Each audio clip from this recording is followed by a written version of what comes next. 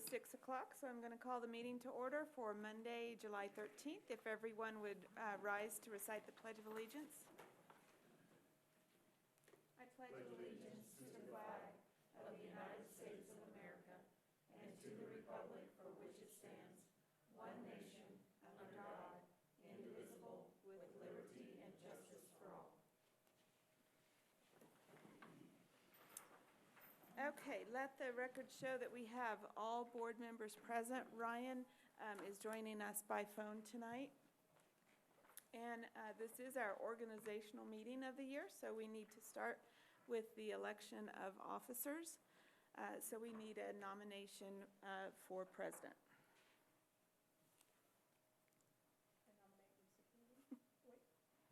I nominate Lisa Killian. I second that. Oh, you don't second that, or do you? I don't think. know. I'm not too far out of order.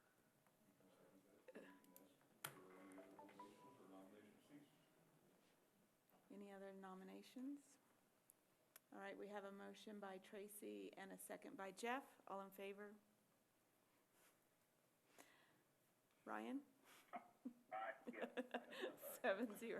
Maybe he wanted to We should have take the elected place. Ryan. Yeah. All right, we have, now we also need a nomination for vice president. Are you willing? Okay. I would nominate Tammy. I'll second. All right, we have a motion by Jeff and a second by Jamie. All in favor? Aye. All right, 7-0. All right, with that, we can move on to other business. First off, we've got the adoption of the agenda. Go ahead.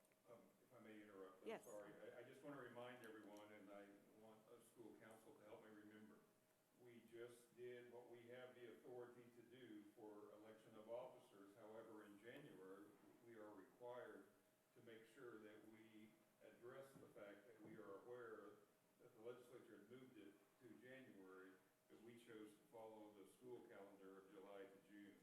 Last year, we had to pass a resolution, and that resolution was to give you the extra 6 months of that fund for your term. We don't need to do a resolution this year, so we've done that. I just want everybody to realize, come January, there will be something that we take action on that's required now because of that resolution. But the pay stays the same. Yeah, there's no increase. Okay. There's no benefit on salary. Well, I'd like to change. No, I'm just kidding. Okay, adoption of agenda then, that includes the, yes, the supplemental personnel report. And if you look in your green folder, there were a couple additions or changes. The 2020-2021 Certified Educator Licensure Professional Development Plan Handbook had a change or a correction of the title. The year was wrong on that. And then KASB had some typos, and so those are also corrected. Okay, I make a motion for approval of the consent agenda. Okay? All right, we've got a motion by Tammy and a second by Pamela. All in favor? Aye. 7-0. All right, Jeff, did you have a chance to look over the bills? I did, and everything looked as in order as I can determine. Mm-hmm. Okay. I would make a motion, we accept the bills as presented. Okay.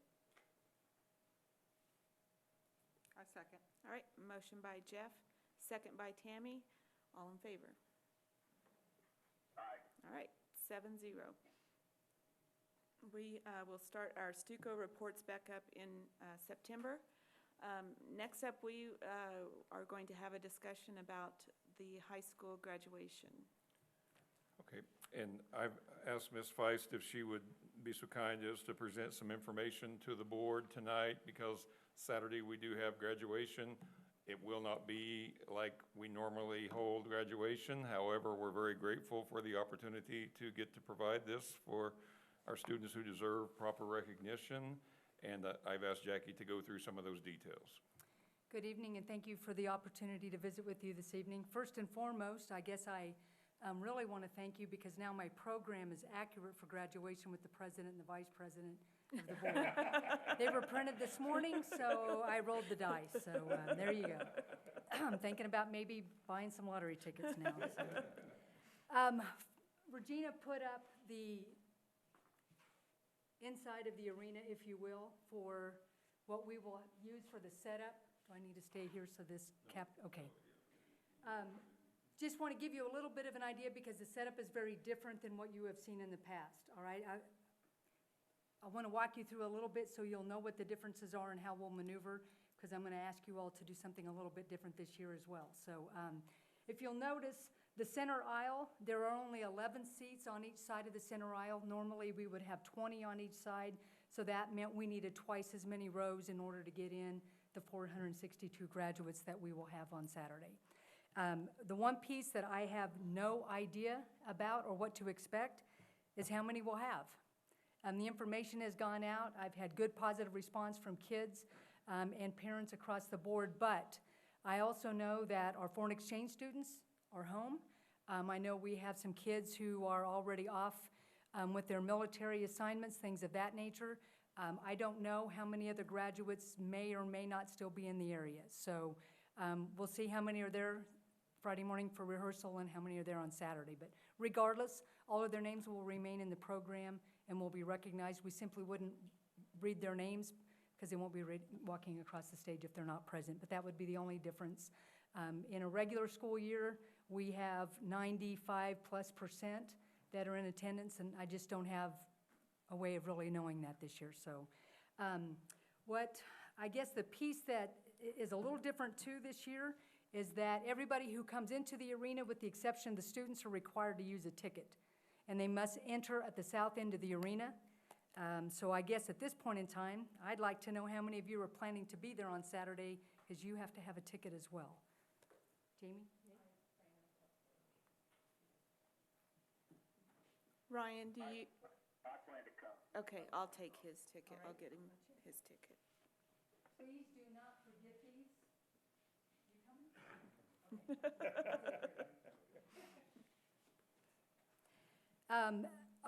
It was made very clear to me when I met with the arena staff that you don't have one of these, you don't come in the door. So no begging for forgiveness or trying to slide in with the graduates. And Jackie, if I could interject, Yes. that means that you can't go to another door and hope somebody will let you in too. You have to come in. We have to count bodies. Yes, there's a maximum amount that are allowed in the arena with everybody in the mix, including graduates on that day. So if we hit that number before all the tickets are done, we got a problem. So my math, I've double-checked, triple-checked. I'll have the mathematicians really look at it tomorrow, but I think we're fine.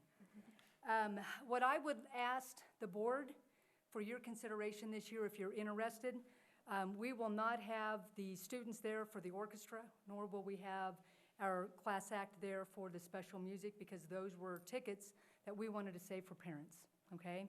So we're covered with music. I'm not worried about that in regards to pomp and circumstance and the recessional that we would use later. We're going to go right through the program when we come in. Everybody's seated, then we'll go right to the moment of reflection.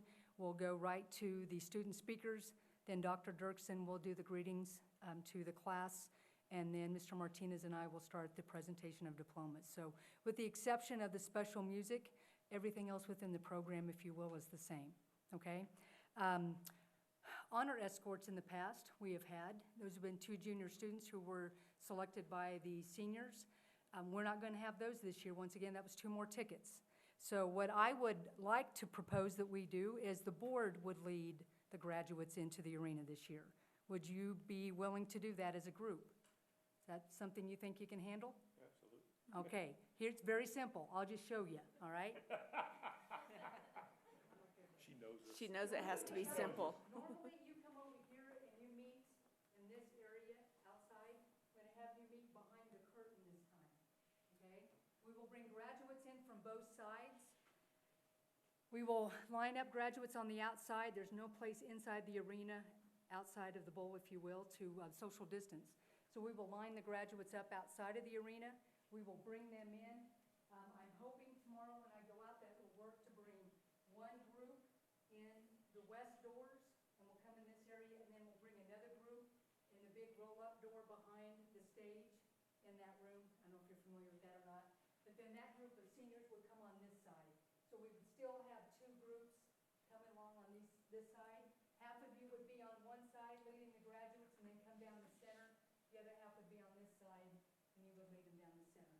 When you get to the front, then you would just walk up to the stage. We'll have the seats for you guys on the stage. We should have no problem at all having enough seats for everybody because we've enlarged the platform for the stage in order to be able to social distance everybody and keep them seated on the stage. So the chairs will be set. I would just ask that when you come up, you don't move them because they meet the requirements, if you will, when we have them set up, okay? Any questions about that? Jeff? Just show me where to go. I can do that. We'll put you in the back, so all you have to do is follow, all right? We're good. I think you will be as well. I appreciate that, and I know the graduates will also. For families who are, extended family members who are not able to attend, because once again, we're giving 2 tickets to each senior.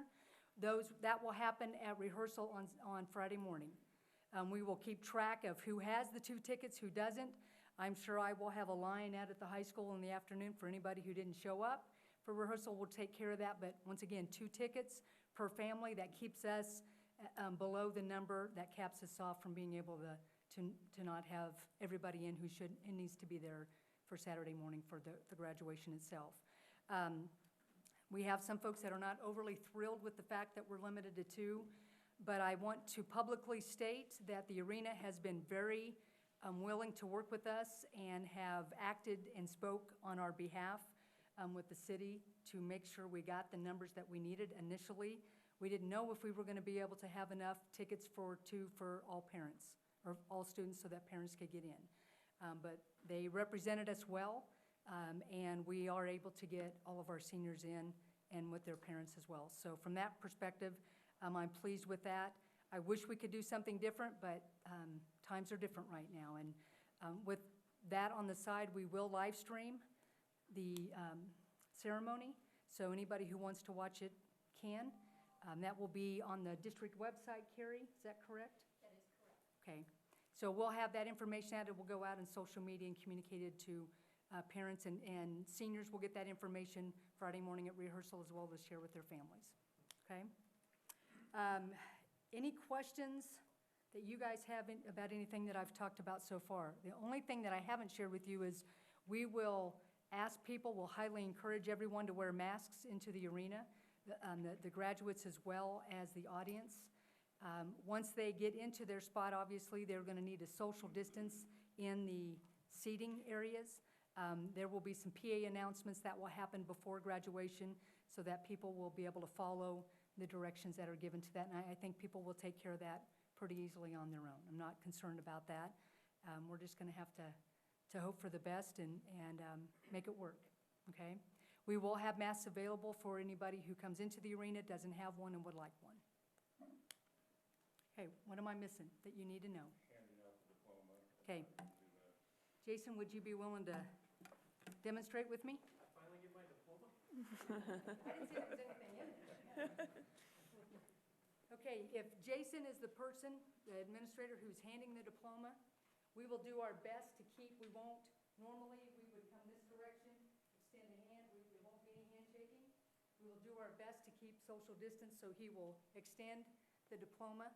So that would be either Jason or I there. The student will receive it here, walk across the stage. They'll go off the stage, and there will be 2 photo booths because we will not be able to can't really take a picture when you're just kind of sliding something into somebody's hands and walking across. So we will have 2 photo booths on the west side of the stage. Students will step into there, pull their mask down, take a quick picture, and then they'll go back to their seats. And then we will make those pictures available on the district website for parents and graduates to pick up, or to get, so they can have any or all, whatever they want regarding pictures. You might mention, we're a little nervous about who may or may not show up, so it may take a little longer to read the names than normal as far as we'll look at this. The one piece that we have traditionally done at Dodge City High School, and because Ms. Feist was nervous to try to do something different on an abnormal year already, as much as some of my assistants wanted me to go this route, we still have the names of our students on the name cards alphabetical, okay? And we do that because that's how we make our marching order. Some high schools, bigger towns like bigger enrollments for graduating classes, they will hand out cards early and they just let kids sit wherever they want to, okay? They have the card, so it doesn't really matter once they get up there. Just in case we have kids who aren't at rehearsal on Friday but are there on Saturday, they would have no clue where to go or how to do that. I got way too nervous for that. So we'll keep them in alpha order, but if we're missing a chunk of kids in between, it may take us just a minute to find that card. The other thing is we will have to slow down because Mr. Martinez can read those names in a hurry, but it's probably going to take just a moment for Karen and Steve to take the pictures in the photo booth, and I want to make sure the kids get a chance to get a good picture. Okay? And that's the other thing I'm probably worried about is we have a loop where we're giving announcements. We're trying to keep parents from coming up to take pictures, and we're only allowing those 2 photo booths, so we're trying to make that clear. Well, we'll communicate with students on Friday that parents and students alike can get on the website after graduation when the pictures are posted and get anything that they want. For the recessional, in the past, we would recede to the side and then the students would go all the way around inside the arena, but in the hallway to the front or the south end of the arena and then work their way outside. We will go out the west set of doors and one group will go out the east set of doors on the north end. We will also exit the seniors from the south end as well, and we'll go out the southwest door, and we'll go out a northeast doors. No, southeast door. You know, all 4 doors, okay? All 4 directions. The purpose of that is to get our students out of the building so people don't congregate inside the arena. If they choose to congregate outside, that's a much more safer environment than it is if they congregate inside. So we'll try to do our best to help the arena get everybody out afterwards in a safe manner. Okay? I think that's everything that I needed from you guys tonight. I just want to make one follow-up comment, maybe two. I thank Jackie for all the work she's done. I thank Lisa for all the work that she did through her job at United Wireless Arena. They've been very cooperative. We're looking forward to this. I don't want to be a downer. I try to be a positive person, but I want you to realize this is subject to change. And the best example I have is last week, Wellington, Kansas intended to hold graduation last Saturday, and on Friday, they called it off because of a change in their environment, a change in their situation. So that can happen, and that's going to take some support and backing if that were to happen. But our intention is to go forward with this. So I just want you to realize it's the world we live in now. So. You know, if you remember back a couple of months ago when we talked about the seniors wanting to have a graduation ceremony, the fact that they were proactive in looking down the road and realizing if we try to do a normal, full setting arena style with filled to the rafters, the fact that they went another route and chose to be proactive and give themselves a chance, that's why we're still in the mix. Every other high school that had a large graduating class that was supposed to do something this past weekend or next weekend, they are either in jeopardy or have already called graduations off, and they're coming up with a plan B now. Coming up with a plan B now at this time of the summer is difficult. So, thank you. Thanks, Jackie. Thanks, Jackie. Okay, we are ready for recognition of visitors. Persons may present ideas or concerns regarding USD 443 schools. No action will be taken by the board at this meeting. Personalities and behavior of employees are not to be presented during this period, but are to be reported to the employee's immediate supervisor. The president shall determine the amount of time to be spent for citizen participation. So if you'd like to address the board, please approach the podium at this time. I would like to put one visitor on the spot. I intended to make that introduction earlier, but we do have with us the new director for special ed, Trina Nguyen, is here in the audience. I'd like her to stand up and let you know that this is our new director for special ed. I'm very pleased to have her here. And last Friday, I had the opportunity, I invited 7 superintendents to get a tour of the building and to talk after we received the information on COVID. And we did a big tour of this building. And I gave Trina the heads up that we were going to be here, and we met in this room right here and had a 40-minute conversation. So that was outstanding because all of the superintendents were from 613 as well. So it really worked out well and was a great opportunity. And Trina's definitely baptized now into what is going on. So we at least got that started. So anyway, I wanted to give that introduction during this time. Very good. Thanks for joining us and welcome. Okay, we have next up the consent agenda. That includes the approval of personnel, including the supplemental personnel report, the approval of June 22nd board minutes, the approval of the Site Council annual reports for 2019-20, approval of Early Head Start Grant Award for Bright Beginnings, approval of Kansas Early Head Start Child Care Partnership Grant Award for Bright Beginnings, approval of Kansas Early Head Start Home Visitation Grant Award, again Bright Beginnings, approval of Striving Readers Grant Award, Link Literacy Network of Kansas Year 3, approval of United Way Grant Application Bright Beginnings, approval of Skyward Annual Maintenance Fees, approval of Board of Education Electronic Communications and Internet Access, approval of Fiber Lease Agreement, 4th Year Billable, and the 2020-2021 Certified Educator Licensure Professional Development Plan Handbook revisions. That one's information only.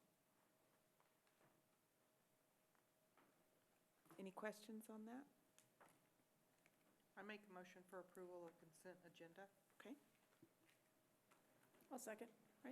Motion by Tammy and a second by Tracy. All in favor? Aye. All right, 7-0. All right, we are ready now for new business. We have first up curriculum and instruction. Good evening, board members, Mr. Superintendent. Bringing 3 items for you for consideration this evening. The first one is Dell computers. These are the desktop computers for secretaries, principals, and so on.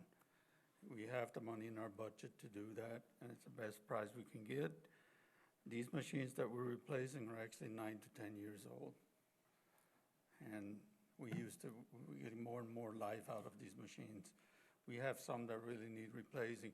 These computers not only will be for staff, students, they will be for staff, secretaries, so on, but also some classrooms like Read 180 require a desktop computer, and we want to make sure the kids and teachers are not frustrated. So the oldest ones of those will be also replaced. I'd make a motion, we approve the purchase of the Dell computers. I'll second. All right, even though you didn't push your button, we will allow it. Did you have a question, Jeff, or Ryan? No, I was gonna second. Okay, all right, we've got a motion by Jeff and a second by Tracy. All in favor?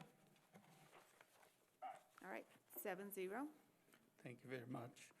The next item is K-3 laptop purchase and 4th and 5th grade laptop purchase combined. There's a lot of information for you to consider there, but it comes down to just a few things. Instead of iPads, we're recommending these purchases, and Scott can talk about how the decision was reached. My job is to make sure the best device is chosen for the task.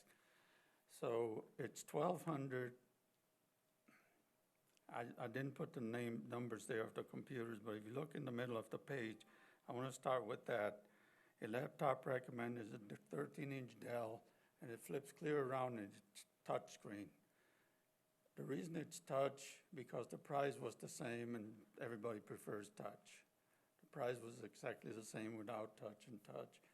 And because people are used to it, we decided to give it a go-ahead.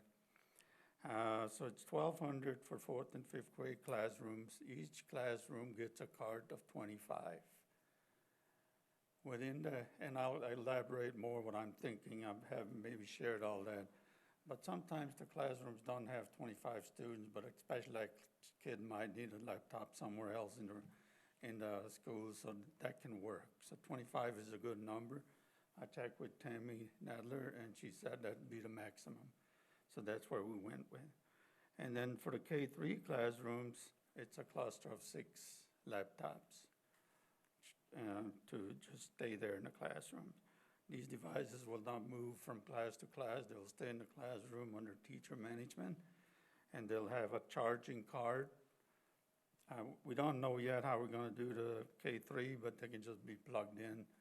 These batteries that we have in these devices cannot be trained. They're not like if you leave it plugged in all day, they're going to go away, go bad. So this is also a reason we chose this device. The financial consideration for this purchase is $1,567,149.20. And questions, we're asking for approval. So Ray, the reason we are doing the lower grades first as opposed to the middle school and high school? The reason we're doing the lower grades, the iPads they have are already 2 years to be replaced. They don't update anymore. And that was a discussion also.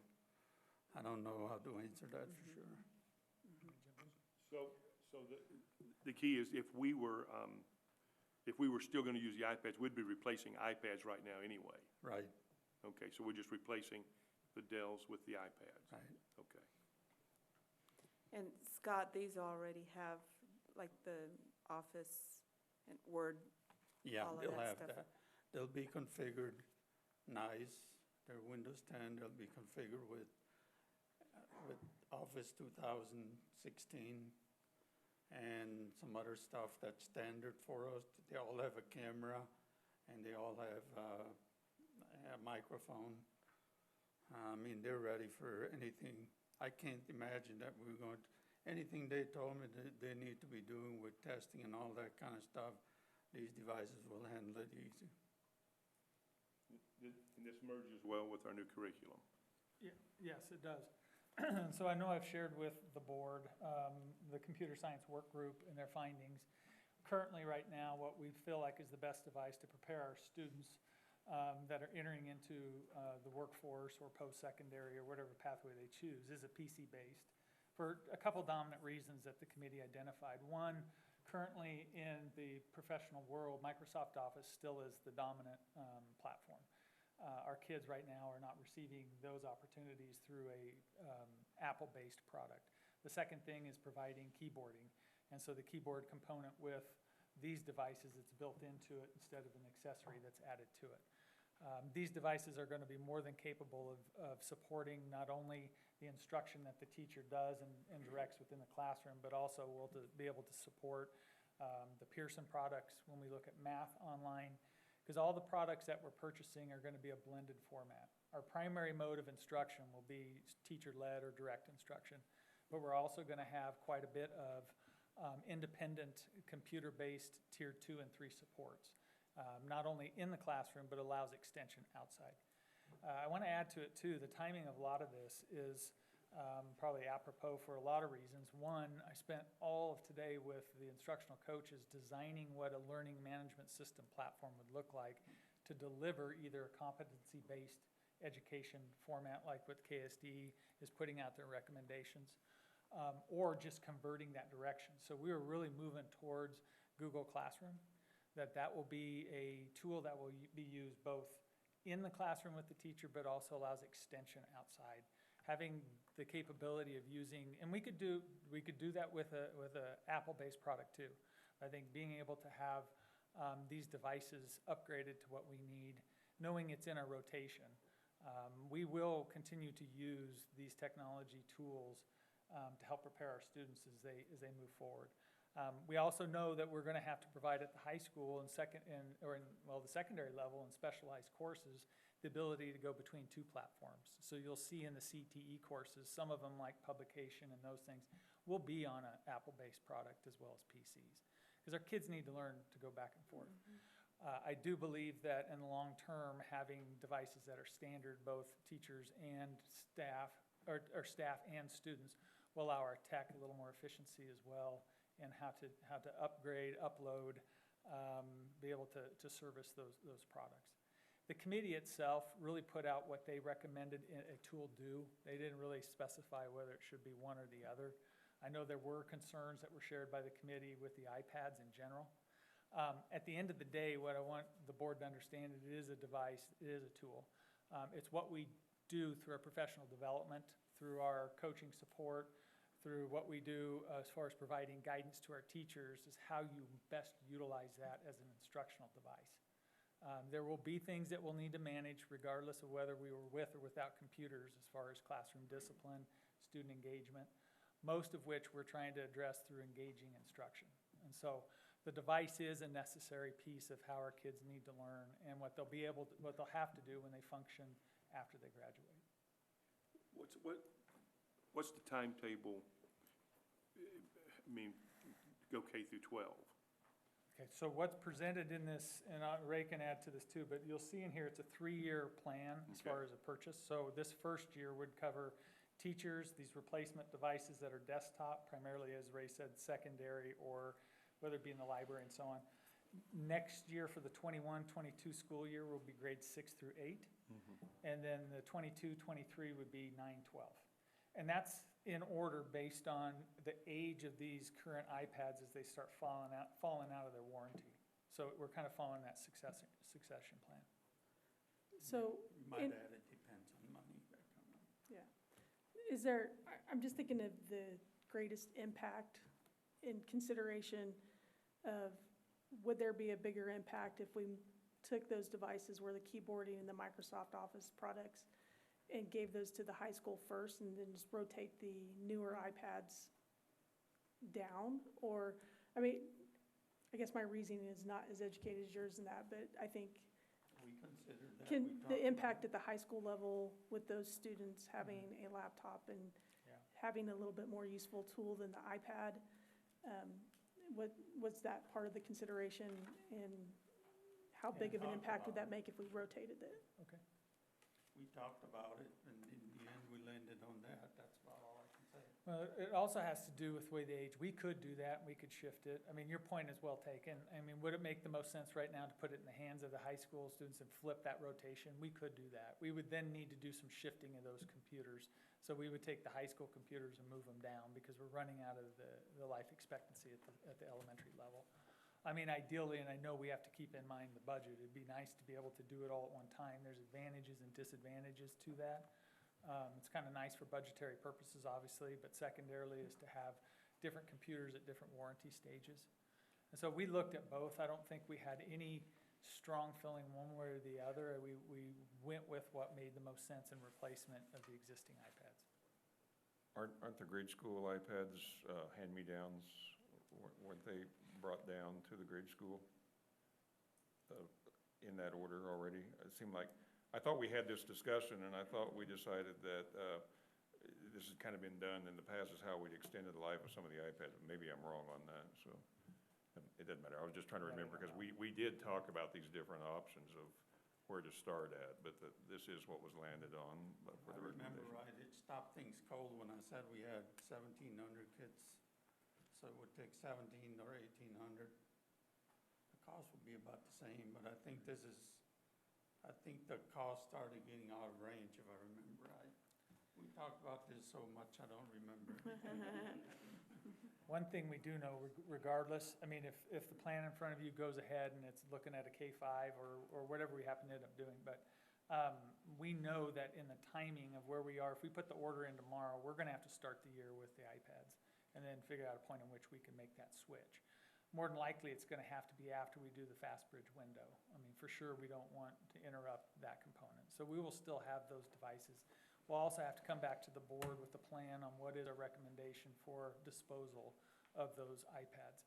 We'll take a deep dive because we have been talking about keeping on hand a store of them. So if we do get into a total remote situation, what are we going to do with those K3 kiddos? That's not always the optimal piece either, to stick a 5-year-old on a computer in a remote setting, but heaven forbid we get into a shutdown mode as well. So we'll come to you at a later point with what we plan to do with those K-5 devices, as well as the teacher devices, because those would be that's the next item that's up as far as in the board. In the past, we've always come to you and we've distributed them out to parents, but we'll bring you different options maybe. Right, what would the pricing be, and this is maybe a pie-in-the-sky idea, but for those laptops, if they were data-enabled so they could connect to Verizon without a MiFi or Wi-Fi? I don't even know if it's possible. Okay. At this point. I don't think so. Dr. Dirksen, have you guys looked at what may be reimbursable with the spark money from the state? Yes, Hammer and I have talked about that, and we're definitely looking into those angles as we figure out how we're going to use that money, so. I didn't know if this was the type of expense that could be presented. It's very possible. Yeah. I don't want to make any promises, it's very early, but that's absolutely something we're pursuing. We have until September of 2021 to spend the money that was allotted for us, and we know we're gonna have that many dollars in expenses, and it's just a matter of figuring out which ones we're gonna claim to get that reimbursement. So this definitely fits in that level. We're just waiting to see what other needs we have and how that fits into the whole subject, which we'll also talk a little bit about the Sparks money as well, which is coming up. When we talk about the price tag, if that was something the board should consider, this may be reimbursable. Probably is. Hold on. We need these to get going when school starts, whereas we won't have those answers for a while yet on Spark. The turnaround time is pretty quick, I think the 15th of August, but by the time we would know and get the money and get it in, we wouldn't have it before school starts. So there is a plan, and we've already discussed it, and know what information we need to present. Yeah. Maybe by August, we'll have some better information for you. To do the 612 laptop in this situation, I believe was 3.2 million. Yeah. That's what I'm talking, maybe even like kinder and first, the idea of having a keyboard in front of them, and maybe it's just my care child, but I can't imagine her having a keyboard in kindergarten. I'm just saying, we'd be taking off the keys, and we'd be, I mean, I see her in my office with me now, and it's like, Well, in the scope and sequence, so the computer science work group took the new state standards, and what they've done is they've clustered them. There was a lot, there were so many of them, and I know I believe I've shared this with the board. They went in by each grade level and took, there's like 5 components that the computer science standards are broken into, and they went through each one of those 5 areas by grade level and said, what's most important for these kiddos to have? So by kindergarten, it really is not the beginning of keyboarding. I mean, there's some stuff that they're gonna need to do to hunt and peck and those things, certain functions that are on the keyboard, but actually true keyboarding won't start occurring until a couple grades later. But there's a whole scope and sequence of what they go through. Ms. Rankin, I think you were bringing up a point as far as internet connectivity. There's 2 pieces to this. If we have a tool, we also know for equity, we have to have access. You can't have one without the other. And so as we're looking, this is a device. That's one piece of a 2-part puzzle. The second piece, which I know Dr. Dirksen has informed or will inform the board about, is how do we get that connectivity as far as to the internet? And so whether that be through a device itself versus the cost of that versus doing something separate, like some kind of a mobile hotspot or something like that, we're exploring those things with some of the funds that we have available, because we know that, as I've stated before, equity and has to be equal access. And that was the one thing that the continuous learning packets relegated us to a print format, is because we knew 1/3 of our kids did not have dependable, let alone access to internet. That's a unique situation, not just to Dodge, but I think, well, it's not unique. It's found in a lot of school districts. So as we address this, having a device without connectivity is not gonna allow us equity. So we're looking into that component as well. We're looking specifically at United. We're meeting with United. We've got a quote in hand, and they gave us some ideas what we can do. With mobile hotspots, we're looking at starting with 1,000 and getting them in hand. And then we also know that we have to protect students from bad things, so to speak. So we have a solution in mind that we can handle this remote learning. We visit with Jeff Renner a lot already. He's helping us out with that. And the K through 5 laptops are to be used at the school, That's cool. and they stay at the school. Correct. That's cool. So maybe a different consideration for middle school and high school? Correct. Though, kind of like the iPads? Okay, Yeah. just clarifying. Yep. Tracy, did you have another? No, I guess I don't want to go against staff recommendation, just a personal observation. I think they might have more impact if we start at the upper levels and then work our way down, but I don't want to go against staff recommendation either. Well, They're the ones that know. we can definitely take a look at this again, and then we can do that. I think the approval would be, in either range, it's gonna run about the same amount. So this purchase could take care of either high school or, Or K-5. okay. It's about 1.5, 1.6 each year for 3 years for student devices. Okay. Any other questions? So whichever direction we end up going, you're gonna have to buy these machines. Correct. Okay.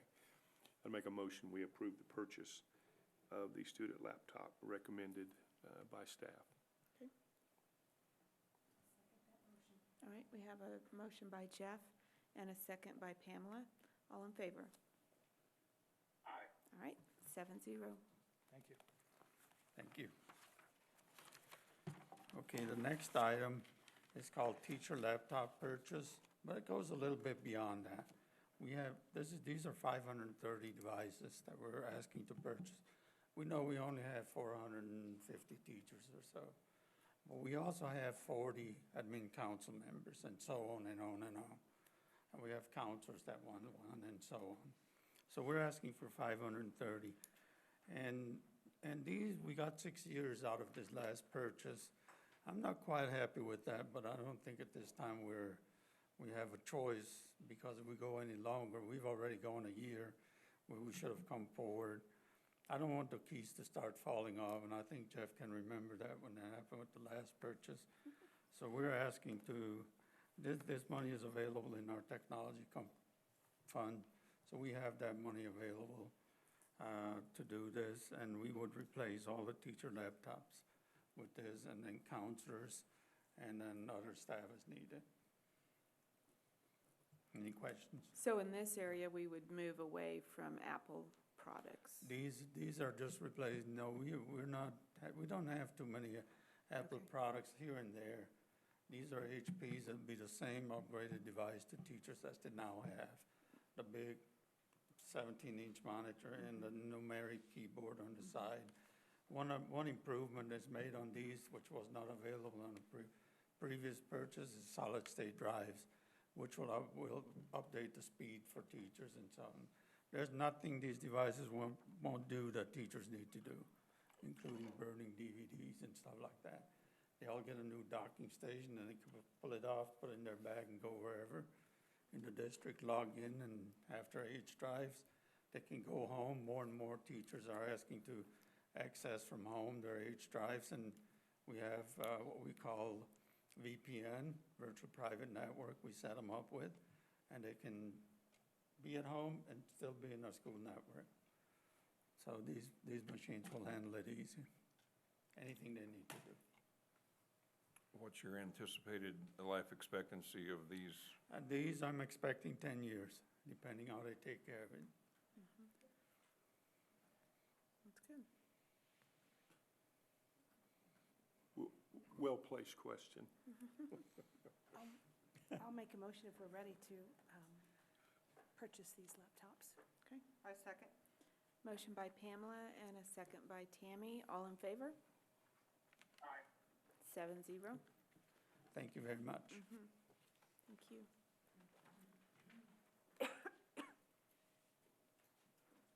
Hi, Matt. I think I'm up. Yes, you are.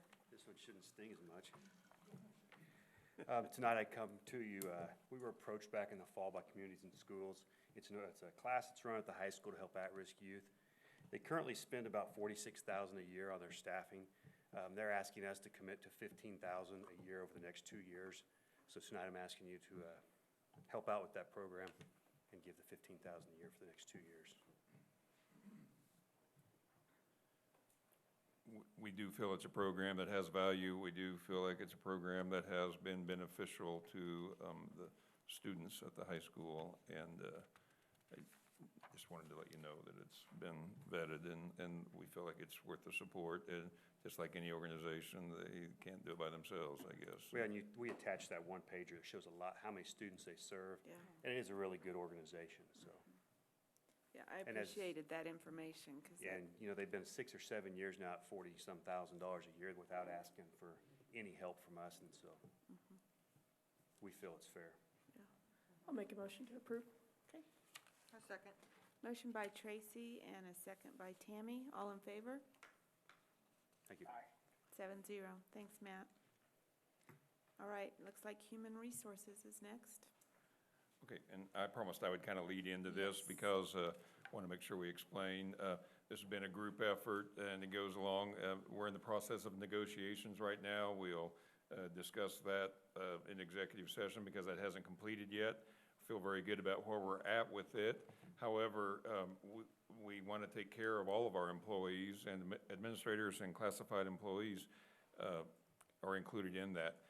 We did this very same thing last year. We weren't quite finished with negotiations, so we went ahead and approved the administrator's steps and the classified employees, and we're back again this year. We looked very carefully, took in the information that we're being given from the state that I've been sharing with you, and we came up with what we feel like we can live with. A part of what has historically, even before my time, been done is we try to honor at least the cost of living increase when we can, and try to maintain a steady opportunity for growth. And over time, that definitely pays off. And so we're not setting records that you may or may not hear about, but we are keeping a good pace and trying to be fair and let our in this case, administrators and classified know that they are appreciated and we care very much. And so that's kind of how this came to fruition. And I didn't want to put the HR department or the business office on the spot. I wanted everyone to know that this was a group effort and came from the top down on these recommendations. So I have a question. It was 2.8%, is that correct, what you were going to get an increase? What would the cost be for 3%? How much more is that to go a straight 3%? I don't have that off the top of my head. It's not a hard number. But, And the reason why I'm asking is this has been such a tough year. It has been. We ask administrators to go above and beyond every single day. I mean, if we paid them, don't tell them this, but I think if we paid them by the hour, we could just, be sunk. well, that's very much appreciated on my part anyway. I just wondered how much it would cost. I will say, though, looking ahead, that, the times may be tougher. I think we're okay right now. I really, that's my personal opinion. We don't know what the future impact, and so we wanted to try to do something but be steady so that we could maintain and not, I guess, be really nice this year and really tough next year. We wanted to try to do something that we felt like was sustainable, and that's really where that came from. I mean, we talked about 3 over 3, a little less than where we are, and that's kind of how we arrived at the 2.8. It's still an increase. Not everybody's giving those kind of increases. So.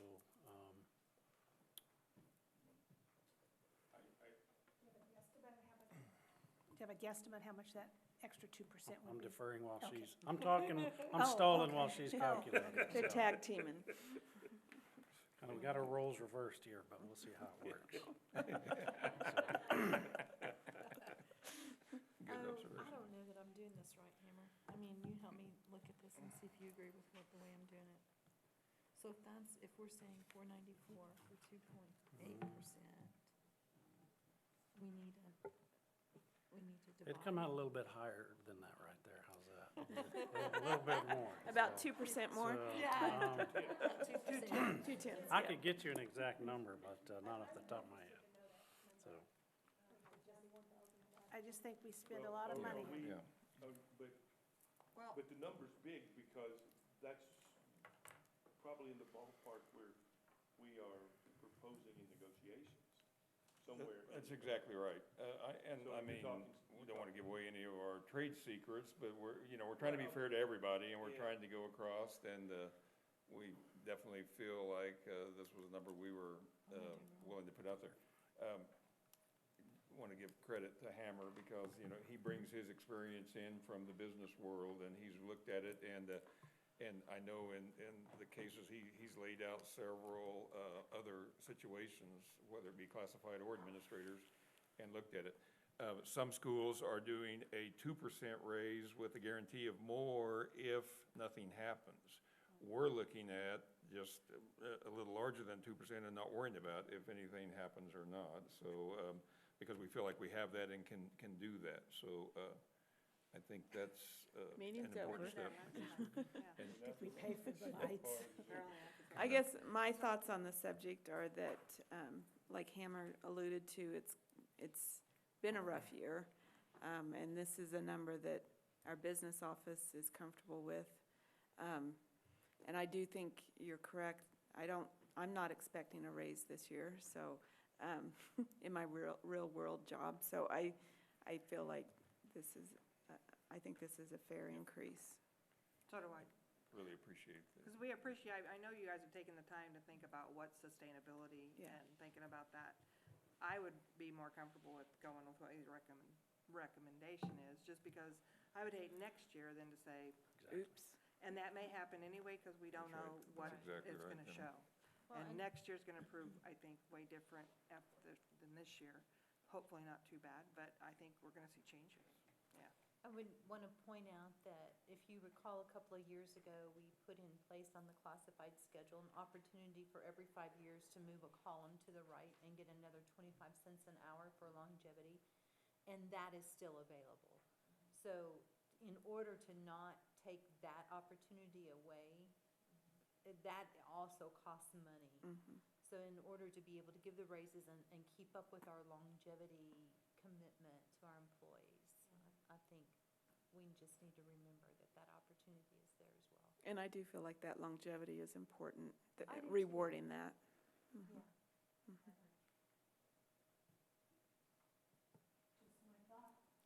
I just think, It's you a know, if good you're one. going 2.8, And you might as well go 3, because they've certainly earned 3. I don't disagree with that. Yeah. The extra rate of 3%, but I'm kind of like Lisa, that I feel like if that's what you guys recommended, I feel like everybody that works outside the school district have pretty much remained flat. There's not many raises being given out, just because we don't know the uncertainty, we don't know how long this might last. And Yeah. I think it's being generous giving that, considering, a lot of people have taken steps backwards in the current Yeah. economic field. It'd be nice to keep moving forward, even if you have to slow your pace a little bit and then catch up down the road, than to come to a stop or Mhm. slide backwards. Agreed. Agreed. Mhm. Mhm. Okay, so I make a motion for approval for the proposed 2021 administrative salary increase. Okay. I'll second. Got a motion by Tammy and a second by Tracy. All in favor? Aye. All right, 7-0. And we're asking for the same percentage, Dr. Dirksen, for classified. Do you want to speak to Wait for that, him. or? Well, I kind of bunched them together, so I think really we've addressed that. Again, Hammer did do some background work and check with other entities, both locally and around the area. And it all played a role in how we came to the number that we came to. I would make a motion, we accept the proposed 2021 classified salary increase of 2.8%. Okay. Second. We've got a motion by Jeff and a second by Ryan. All in favor? Aye. 7-0. Thank you. Thank you. Go ahead. So next on the list, just asking for permission to prepare and publish a budget. Obviously, it's not finished yet. We just got the worksheet out from the state late last week. So what have again, you been doing? Yeah, exactly. Exactly. Right. Just waiting in anticipation mostly, so. So I don't have hard numbers to give you. I mean, by all accounts, things actually look pretty decent right now going into this next fiscal year. But by the 10th, I hope to have some hard numbers to go over with you. This just allows me to go forward and actually publish it and get ready to present it. Okay. Okay, I make a motion for approval to publish the fiscal 2021 budget. Okay. I'll second. Motion by Tammy and a second by Jamie. All in favor? Hello? Yes, are you there? Yeah, I cut out. Okay, are you in favor of the, Yeah. okay, I'm in favor. all right, we're 7-0 then. Okay. Next on the list is we're requesting permission to purchase some band instruments. I think they brought forward a plan previously with the hopes to spend about $55,000 a year replacing band instruments. And you can see there's an itemized list of the instruments that they do want to replace, and it comes in at $54,988. It's part of a scheduled rotation, and we're just requesting permission to purchase those. Hammer, I don't know if you know the answer, if not, maybe Jackie does, but I noticed looking, like, specifically, I looked at the wind instruments. They've got 4 clarinets there at $521 apiece, and then one that's $3,500. And then the same with the trombone, one's $561 and one's almost $2,600. I mean, I'm not doubting that it's, do you? I don't have a clue, except what I can tell you is there are a handful of highly specialized instruments within each group of them. Sorry, I'm not very knowledgeable in that area, but it's one of those things that we buy once every 10, 15 years, maybe even longer. Okay. Okay? Sorry, I can't give you better information. Yeah, no, that helps. I figured it was something like that.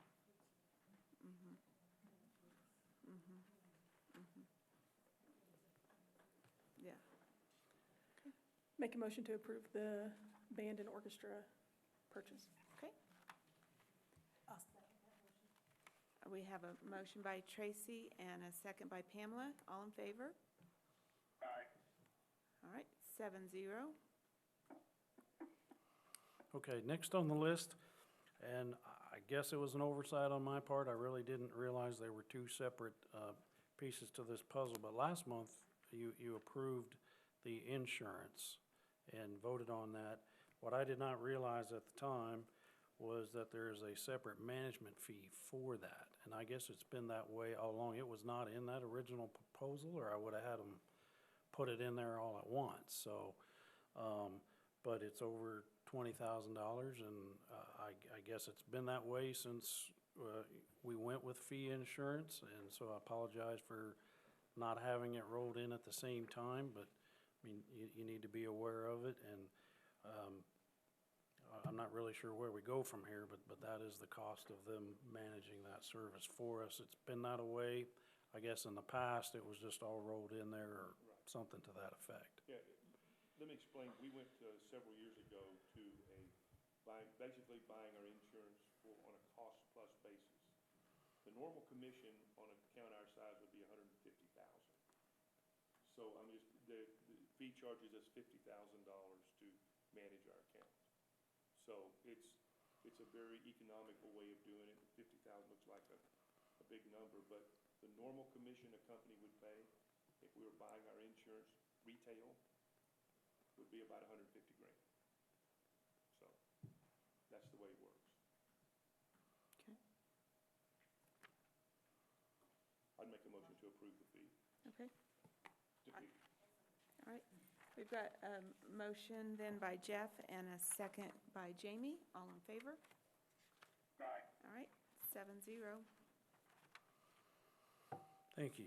And then last on the list, related to the instruments, the old instruments, we would like to basically put those up for bid. There's a few companies. I think we have often one company or one person tends to bid on those and give us some money for those. They use that money. And again, so that's related. We're going to have those extra instruments now after they're replaced, and just looking for your permission to place those out for bid just like we would any other. Okay. Okay, I make a motion for approval to dispose of the old instruments. All right. I'll second that. Okay, we had a motion by Tammy. I think Jamie. Oh, Jamie. Yeah, Jamie seconded. So, motion by Tammy, second by Jamie. All in favor? Aye. All right, 7-0. Thank you. Thanks, Hammer. Dr. Dirksen? And I'll push this so you can hear my voice. And I will explain that this is a first reading for KASB. I found it a little humorous. They're doing it twice a year now. We got real excited that one round when we only had 2 policies to change. And it doesn't seem like that's going to happen very often, because they came up with, I think, 16 this round. And that being said, then you might notice in your green folders, Friday at about 3:46 p.m., I received an email from KASB that they found 4 errors in the changes that were to correct errors that they provided. So the updated version, which will be in the final, assuming there's no further edits, will be next month that I present to you. Just a short walk as we go through them. You can look at the cliff notes if you will, but the very first one, policy update edits punctuation. This one has to do with board superintendent relations, so naturally I paid attention to that one. And it involved a semicolon that wasn't there before. So that's what you're approving when you approve this, is the addition of a semicolon, to make sure you clearly understand that that's not 2 sentences, that's one with 2 parts. And Well, we're glad you know what a semicolon's for. I do want to draw your attention to the 2 new policies that are added, because it does bring a little interesting conversation. There is one policy on tobacco on the grounds, and it's a revision, GAOC, but then there is also a new section that has KMA, which is about 3/4 of the way through, and it's the tobacco-free school grounds for visitors. I hadn't thought about this, but I'm a big believer in this. School grounds should be tobacco-free, and we try to adhere to that as much as possible. Interesting change with the new facilities. We now have a large footprint. We now have a large campus. In the old administration building, you could step out the door, go down some rickety steps, and across the curb you could smoke. And now you have to go a lot farther to get to an area, because technically, and I haven't been a stickler about this, actually going to talk about it in a cabinet, but I don't want people smoking in our parking lot, because that's school grounds, and we have policy against that. And it may mean they're going to have to get in their car and take a ride, or maybe start a program and quit smoking. That'd be great. So, and then the other policy that is new is the last one, and that's a requirement that has to be adopted, but it is to be in compliance with the school nutrition program. So some of these are no-brainers, but definitely important that it's brought to you and we go through the right process. So this is the first reading. I'll bring it to you next month for your approval of these KASB recommendations.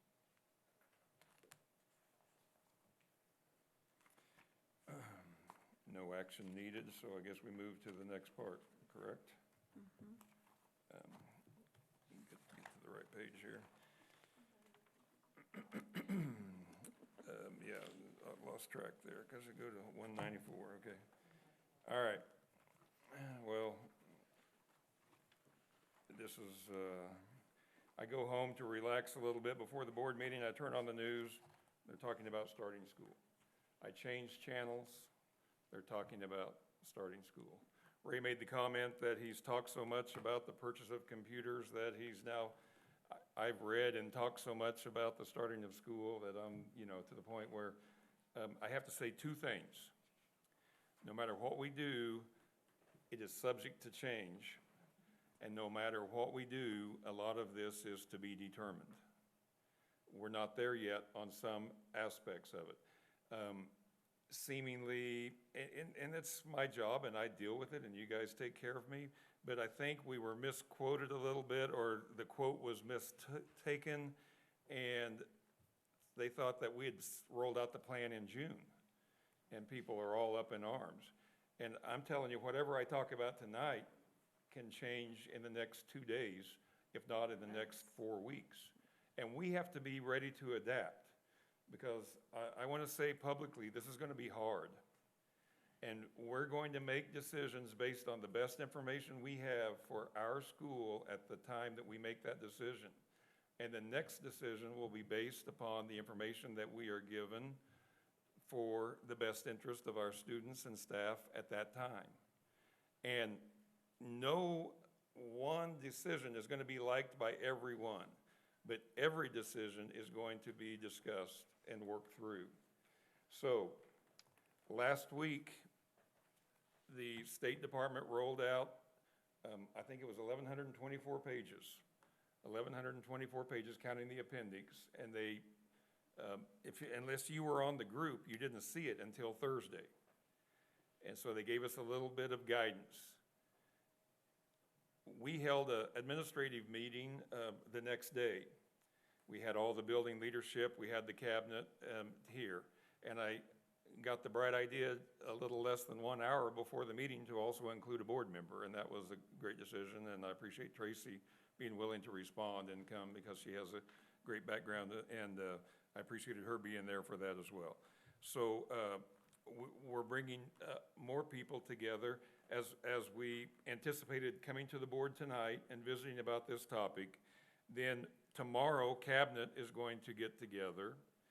Step in between, today, Sean Lampy and Hammer and Tammy and Matt all met together to start going through some of these as we try to pull together what we're going to do.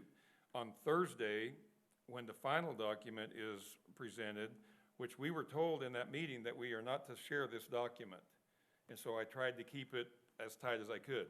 Tomorrow, the state board looks at this, and Wednesday they approve it. So I assume it's a public document at this point because the agenda has been prepared for the meeting, so I felt like we could at least discuss it at this meeting. That's why it wasn't in your packet. So, I mean, there's been a lot of steps just in the logistics of this process to get everything worked out. So tomorrow we will go through what that group of four had put together today, along with what I have to show you tonight. And we will then kind of roll that out, if you will. And then on Thursday, we're having the whole administration council together along with more. I've invited the county health nurse. She's always invited. I talked to her tonight before the board meeting. I've invited Tracy to come back. We've asked DCNEA to have a couple of representatives. I asked the principals last Thursday, I asked the principals to be sure and share with your teachers and bring their ideas as well. There are no secrets here. We're trying to do the best we can in the situation. The only thing that I want everybody to understand, if I can go through this carefully, is, as I already told you, it's not going to be easy. But a couple of responsibilities that I have, that we all have, is that issue that Dr. Springston brought up on equity. As we look at this plan, as we look at what we need to provide, we need to understand the importance of equity for all 7,000 plus of our students. We've got to make sure we're providing a free and proper education for all. And I think that that's something that we definitely have to keep in consideration. And I'm not saying we didn't think about that when we rolled out the learning packets, but what I'm telling you is we learned a lot from the learning packets. And if I can just jump ahead a little bit, one of my biggest fears is if we have to shut down and we have to go to the remote, we are not set up right now for that remote learning opportunity to occur. We don't have the infrastructure in this community at this point for that to occur. Imagine, if you will, some of our families live in trailer homes that are what I would call one-unit trailer homes that may have 2 and 3 units of families in that trailer home. And in order to get funding for students, when you go to the remote learning opportunity, A teacher has to make contact with that student every day, and to get the full 1.0 FTE, full-time equivalency of a student, that student has to log 6 hours of learning time that day. Doesn't mean it has to be on that computer, but they have to fill out a sheet that they either worked on their homework, they did an assignment, they were on the computer, they met with their teacher, and that timesheet has to be turned in, or you don't get a full FTE for that student that year. And that's very scary in a district of 7,000 that has some inequities in technology. So what are we doing about it? Well, there's this thing called Sparks funding, which is above and beyond the funding that we're getting when it first came out for the CARES money. The CARES Act said that USD 443 is getting $1.1+ million. We can spend that on COVID-related expenses. Then they came out later with another package, and the other funding, what's it called? I just said it, and I forgot it. Yeah, Sparks. The Sparks funding is $11 million, but it goes to the entire county. We've met several times. We're continuing to meet. We're trying to come up with something with that many dollars that could possibly benefit this community, business, residential, and school, for way beyond the length of this virus. Something that could benefit the whole community, and that is broadband, wireless, connectivity, fiber, something of that source where we can make this access available. How is it, is there any split between the entities that is set? At this point, we're looking at the project as being the split for the entities, and it has not been delineated yet how much is for the school district, how much is for that. And there's actually some additional packages that may be coming our way, and it's being ran by the county. So the meetings that are held come through the county. They've done a nice job of including us. We're just gathering the information. We met today at United Wireless to talk about the possibility of this infrastructure. It looks like it is a very real possibility. We need to talk to our representative who may have just left the room or whatever. We need to talk to our representatives about the possibility of getting support from the legislature as well, because we need that for all of our students as we look to the future.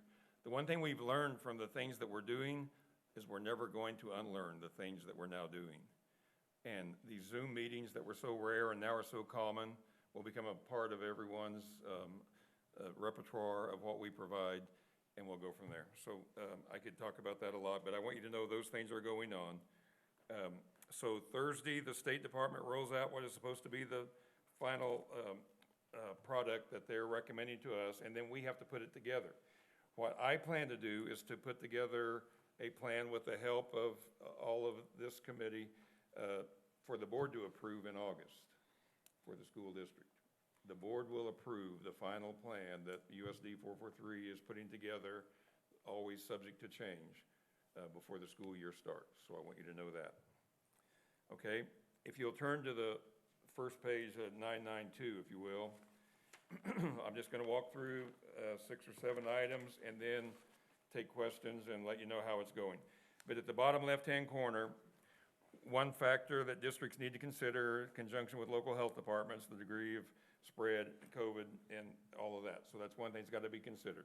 I've been in constant communication with Ford County. I've got good communication with Western Plains Regional Medical Center. Jeremy Raby's provided me some good information. Hospitalizations have seen a dramatic decrease in COVID cases. KDHE, since June 29th, has really slowed down the number of cases. They only report 3 times a week now. Starting June 29th to the next July 1st reporting, there were 2 cases, followed by 7, followed by 1, followed by 5, followed by 7. And then this last 3-day period, there were 11 cases that were reported. So we've been in single digits mostly, and that's what they feel like they've been seeing.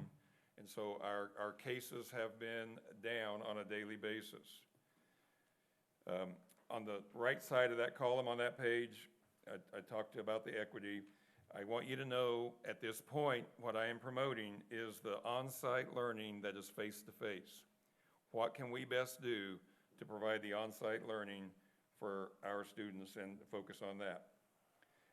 The hybrid learning is really a best-case scenario for a bad situation. If we see an increase and we see that we have to reduce the number of class size, et cetera, we may have to go to a Monday, Thursday, Tuesday, Friday kind of thing, and then do online on Wednesdays or whatever. That's what hybrid is. And then the remote learning environment. And the remote learning is what I tried to describe. If some families say, I'm not letting my kid go to school, how are you going to provide an education?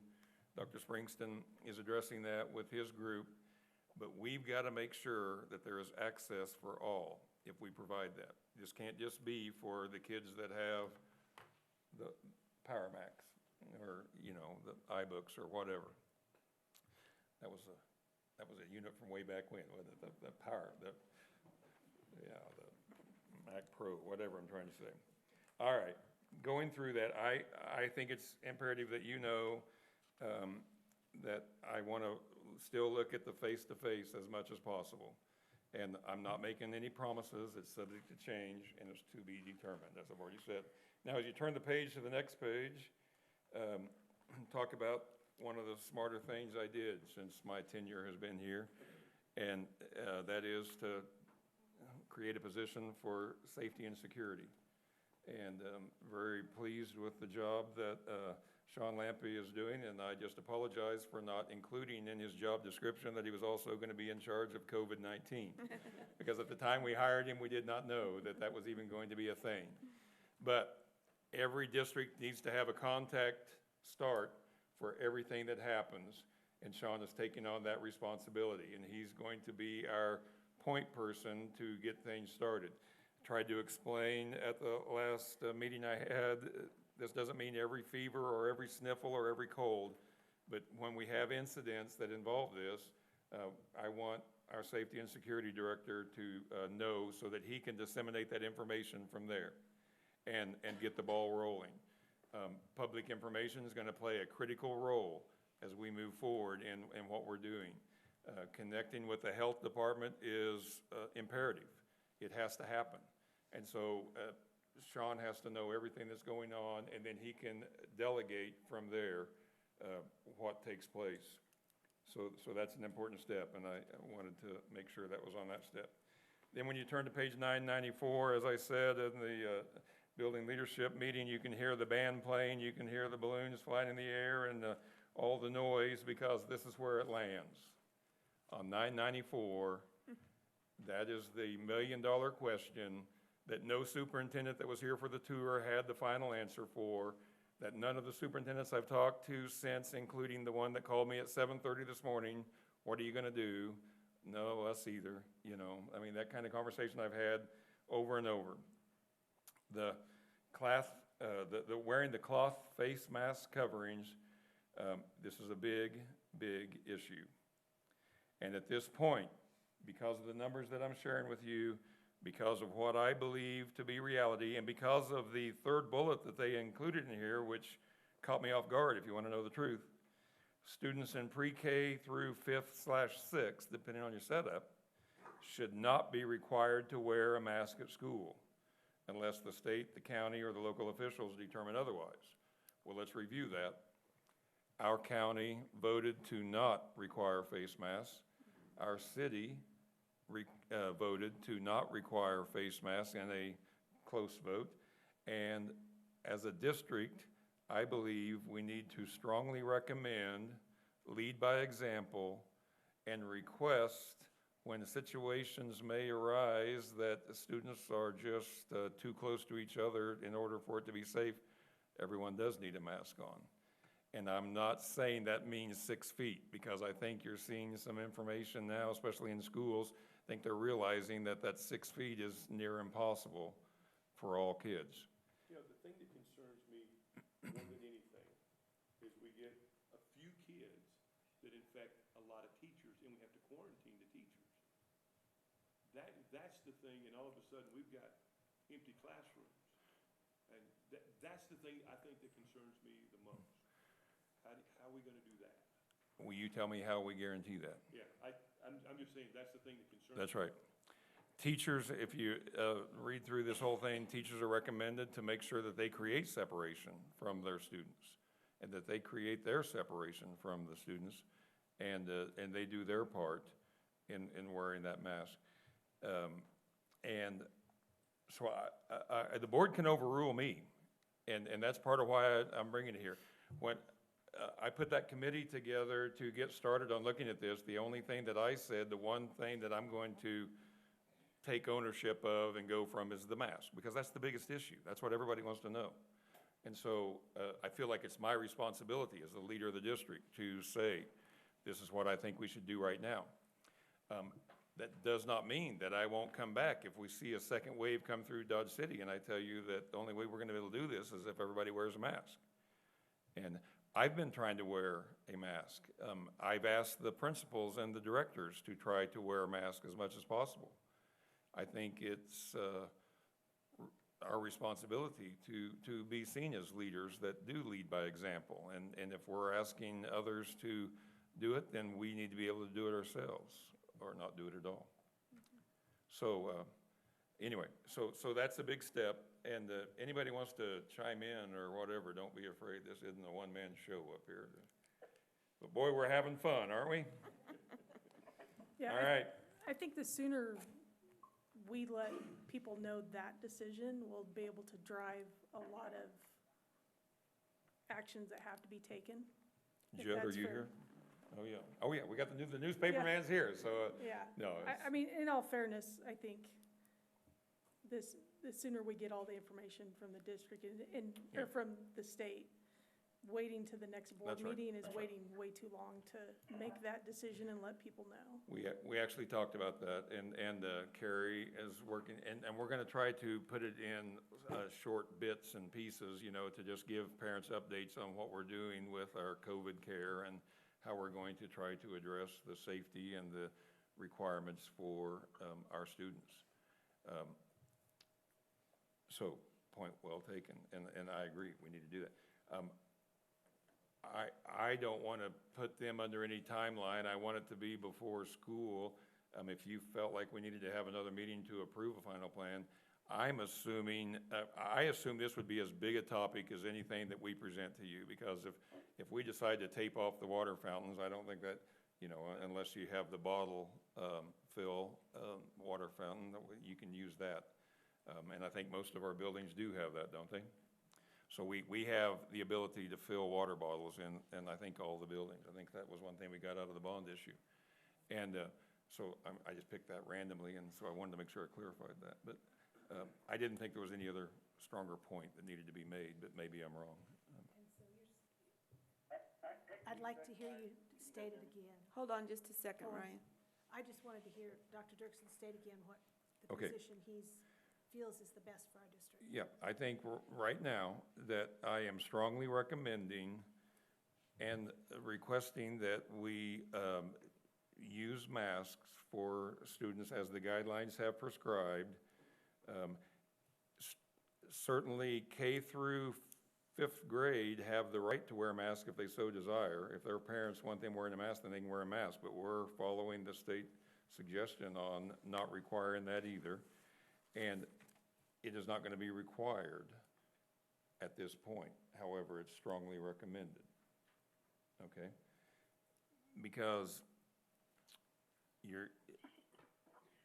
I can go into a multiple layer of issues. Number one, you're creating a new topic of discipline. If you require masks for everybody, then teachers have to spend their day now dealing with the issue of discipline. Number two, you're going to have medical vouchers for excuses for why you don't wear a mask. Someone has asthma, someone has allergies, there's all these different aspects. At this point, because our numbers are down, because we're in the situation we're in, I feel like it's not worth the fight at this point to require masks. So that's where I have landed. Ryan, go ahead. Ryan? Yeah, sorry, I couldn't, Fred just clarified it for me. I would just, it seems to be be more difficult tracking on the phone than in person, so I was trying to figure out exactly what was being recommended, but he just answered the question. Okay, Okay, now, Fred, hit your button. I'm still concerned about protecting the staff because we get a group of teachers that are infected, that are exposed. They have to quarantine. And we have a bunch of empty classrooms. So you strongly recommend it from a student standpoint, but what about the staff? What's your recommendation there? To strongly recommend. Okay. I wasn't requiring it with the staff either. I Okay. feel like if they are going to wear it, they will wear it. And I don't know why I would ask the staff to do more than I'm asking the kids to do. Well, So, the mask is supposed to keep you from spreading the virus if you have the virus. That's the way it's been described to me. Anybody know any different? Yeah, I think the biggest thing, plainly obvious, I lean towards requiring it to be fair.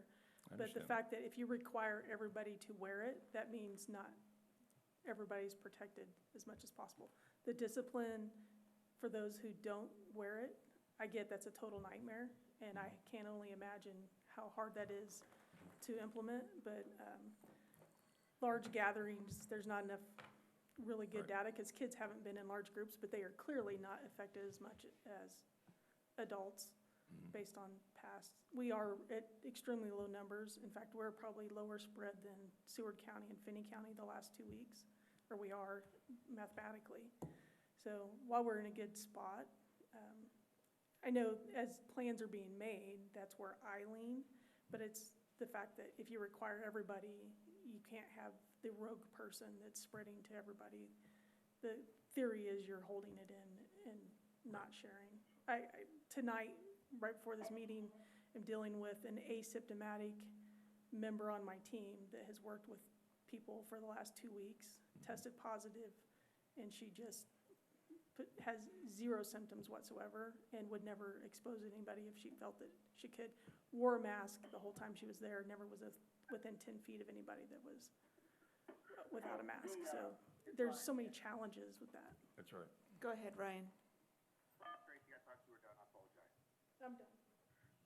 So just real quickly, the guidance that they have put out, I'm in agreement with, and I'll just give me a minute to set this up.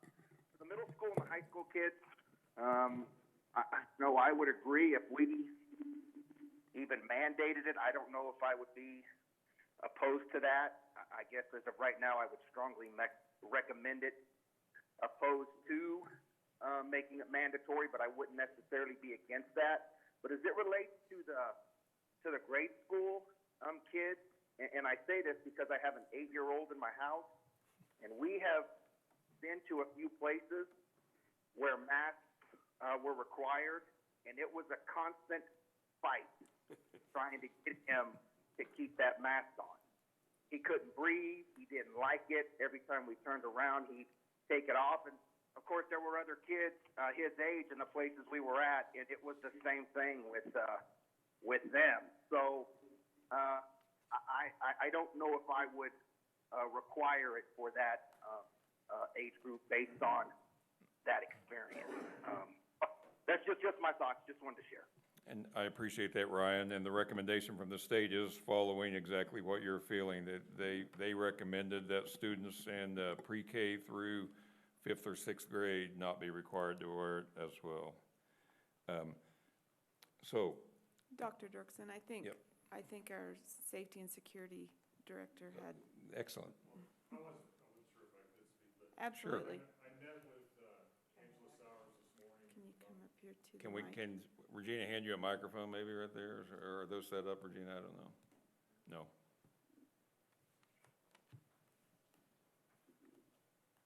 I met with Angela Sowers this morning with the County Health Department, and among other people that I met with today concerning these things. But one of the things was with the K through 5 masks. I just wanted to explain this to kind of follow up with what Ryan said. She said that she's good with what we're doing, And K through 5, one of the biggest reasons why they don't want to require masks or even highly recommend masks is because they've found that the kids that age spend more time messing with the mask and putting their hands on their face and then spreading it that way. So she is in agreement with what we're doing as far as the masks go. Yep, and that's a good point. And don't get too far away, you might be called upon again. I did share this with Angela, that I was planning on making that recommendation, and she supported what we had talked about, and at least at this time.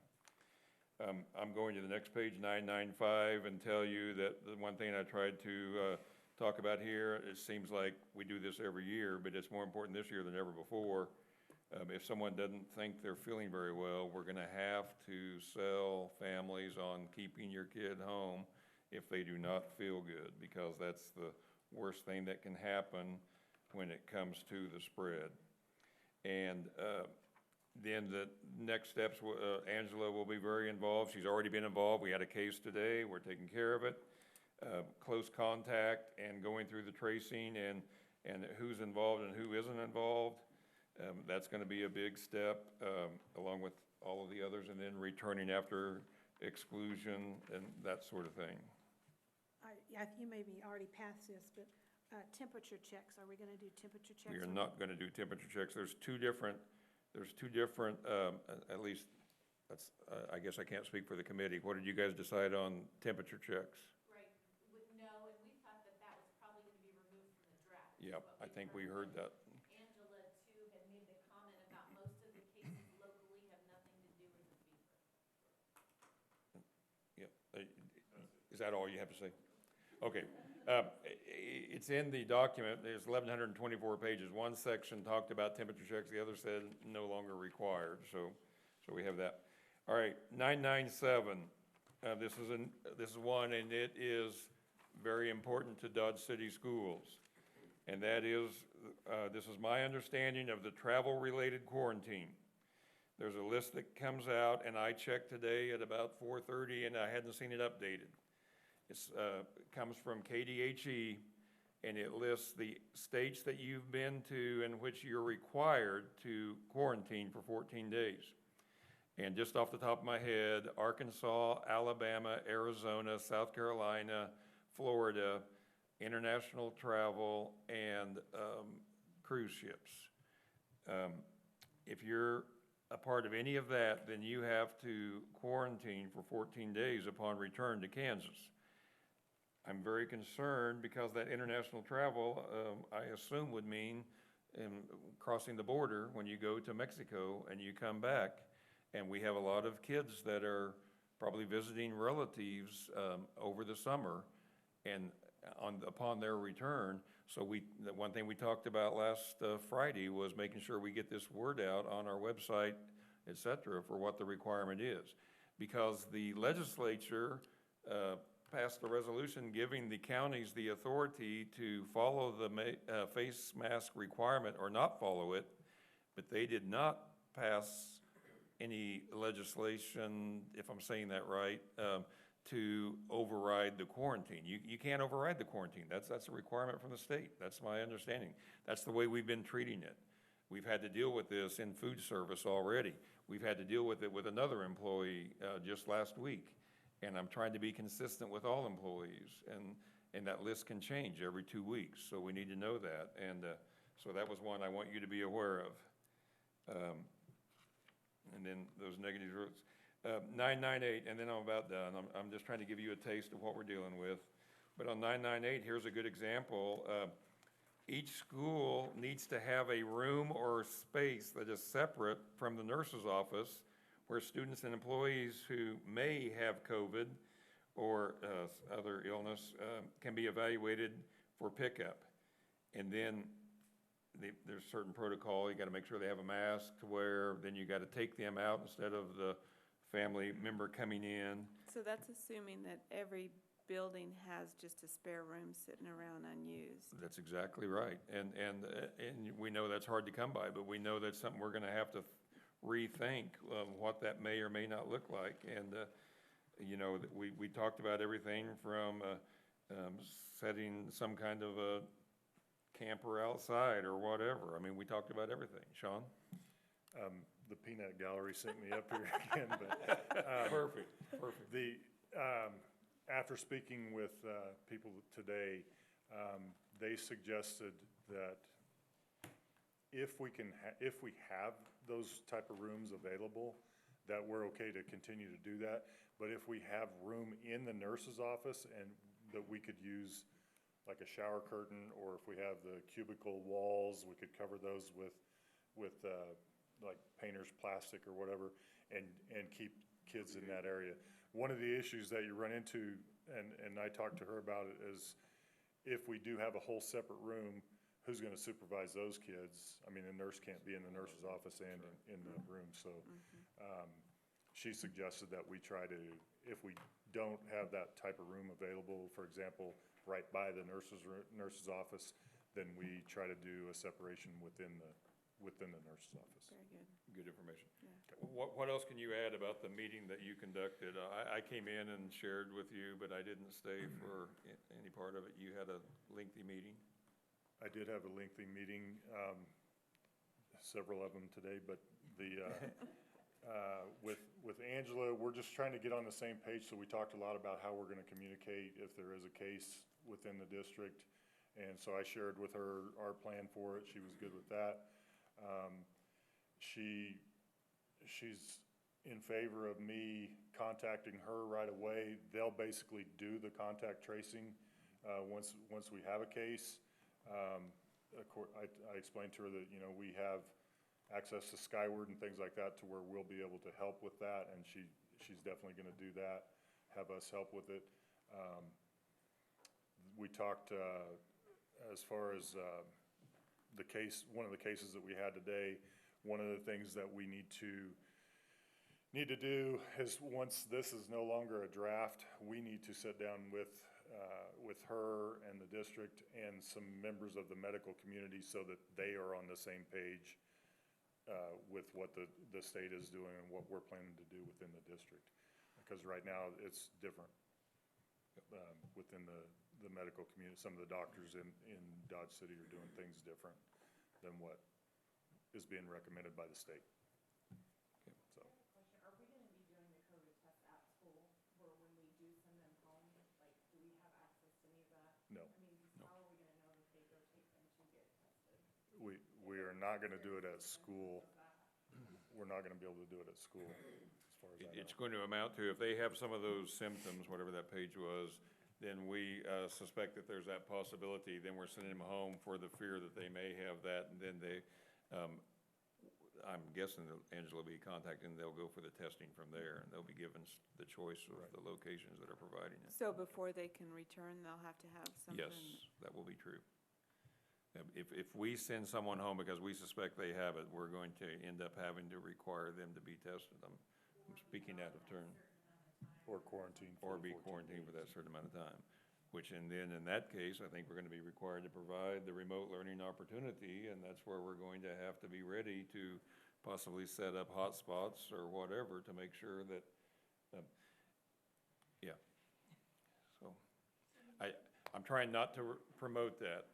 We're trying to make that available, and until things turn for the worse or something is different, then I'm not trying to sell that opportunity. I just want you to know that's something we'll make available when it can. So, thank you. So as you can see, there's a lot to this, and here's the deal. I'd be remiss if I didn't mention this. I'm giving you, what, 35 pages, and Scott's looking at 991 pages, because the academic section is all divided up into learning objectives, and he's working through that. And they have a lot of examples, so it's not all, as the 991 pages are just different learning opportunities for kids and the examples of that. So it's a monster. It really is, and it's a lot of work, and it's where we're at. So I just wanted you to see that we do care about our students, we do care about our faculty. We're, in my opinion, involving everyone that we can to make the best decision possible. Have there been any requirements of additional cleaning? I mean, we keep our buildings very nice and clean, but is there something else that we have to do or require with this document? I don't know that anything stood out on the additional. I know that ever since this has been around, we've been picking up more responsibilities, worried about the touch surfaces, worried about all that. I do want you to know there's a lot of information that is leaning more toward the air spores than it is picking it up off of surfaces. I mean, there's a lot of talk about that, but I believe in science. I believe there is a lot of explanation to it. I don't believe that we've got all the answers yet. There is a facilities section in the recommendation that talks about some of the basic expectations. Some of the items that you may read when we hand this document out, some of them we're just physically unable to provide. There is no way in a large-scale school district you can do everything that they're asking you to do. We can make adaptations. Transportation is probably where I need to go because it's the easiest to make clear. We're not going to be able to sit socially distanced apart on school buses. So we're going to try to have assigned seats. We're going to try to group by families. We're going to try to keep the units very similar as often as we can. There's no way we can do that. We don't physically have enough buses. We don't physically have enough drivers to expand it beyond that. I mean, that's just the bottom line. So I'm not hiding anything. There is nothing to hide because it will all come out in the end, and we got to do the best that we can with what we have and how we're going to deal with it. And when we have to change, we will. There is nothing in these plans that we're going to stick with at the risk of the health of our students and our faculty. Right. If we're not doing it right, we'll correct it, and we'll try to do it. So help me out, guys and gals. What have I not talked about that we ought to mention for the board to kind of get the understanding of what we're trying to accomplish and what I plan to bring to you? Any comments?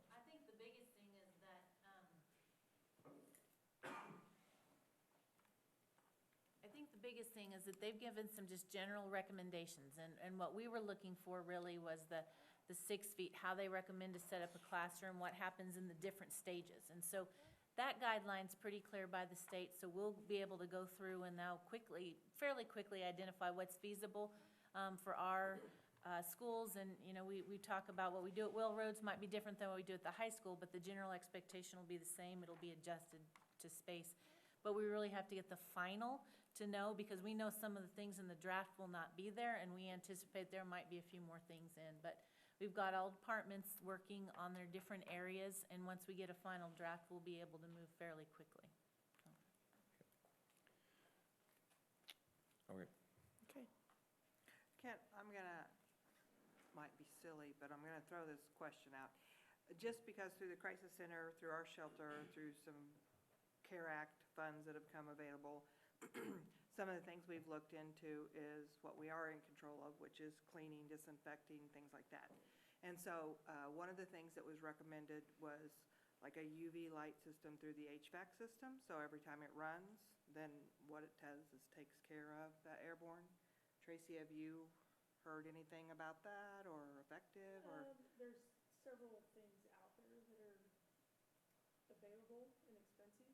I think, and Hammer might know more to this, but our current ventilation and our newer air conditioners and those systems, just the return rate is Much one of the better. biggest things they recommend. So we're, especially at the high school with all these newer units, those are exceptional. Okay. In allowing that. But there's so many different recommendations, and there really is a red list that's out there of vendors that offer the world and the best products, but you cannot get your hands on those products after you pay for them for at least 6 months, or it's just fraudulent. I mean, the arena is ripe to get ripped off. Yeah, it is. A touchless thermometer before COVID would have cost you about $30, $40, and now the going rate is minimum $250 for the type they recommend. It's just. We were lamenting last week about the number of emails we get soliciting, and now they're getting very aggressive, you know, and now they're setting up calendar appointments, and then they're emailing you a follow-up because you didn't answer them. Well, I didn't ask for this information. What if I want?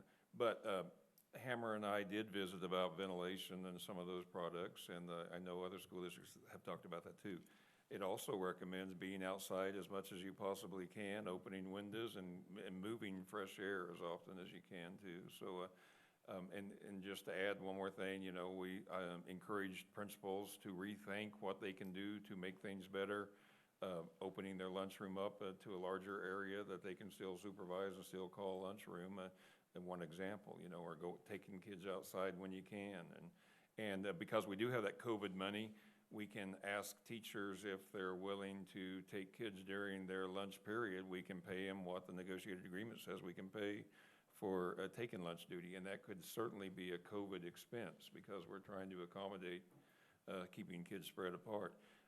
We can't force that on teachers to do that, but if there are teachers that are willing to do that, we can definitely pay them what the negotiated agreement says that we can. So please, and I know you do, but there's been a lot of thought, there's been a lot of involvement, and there's a lot to this process. And so if you have concerns, don't be afraid to get a hold of me so that I can pass that along or deal with it appropriately. And we'll try to keep you updated along the way because we are going through this to the best of our ability, and Thursday will be a big day to get this ball rolling. So I just wanted you guys to be aware of what we have done and where we're at this point. So. Can I ask just it's like not on this one, but like, I think the high school, they tracked, after, when we went to online schooling.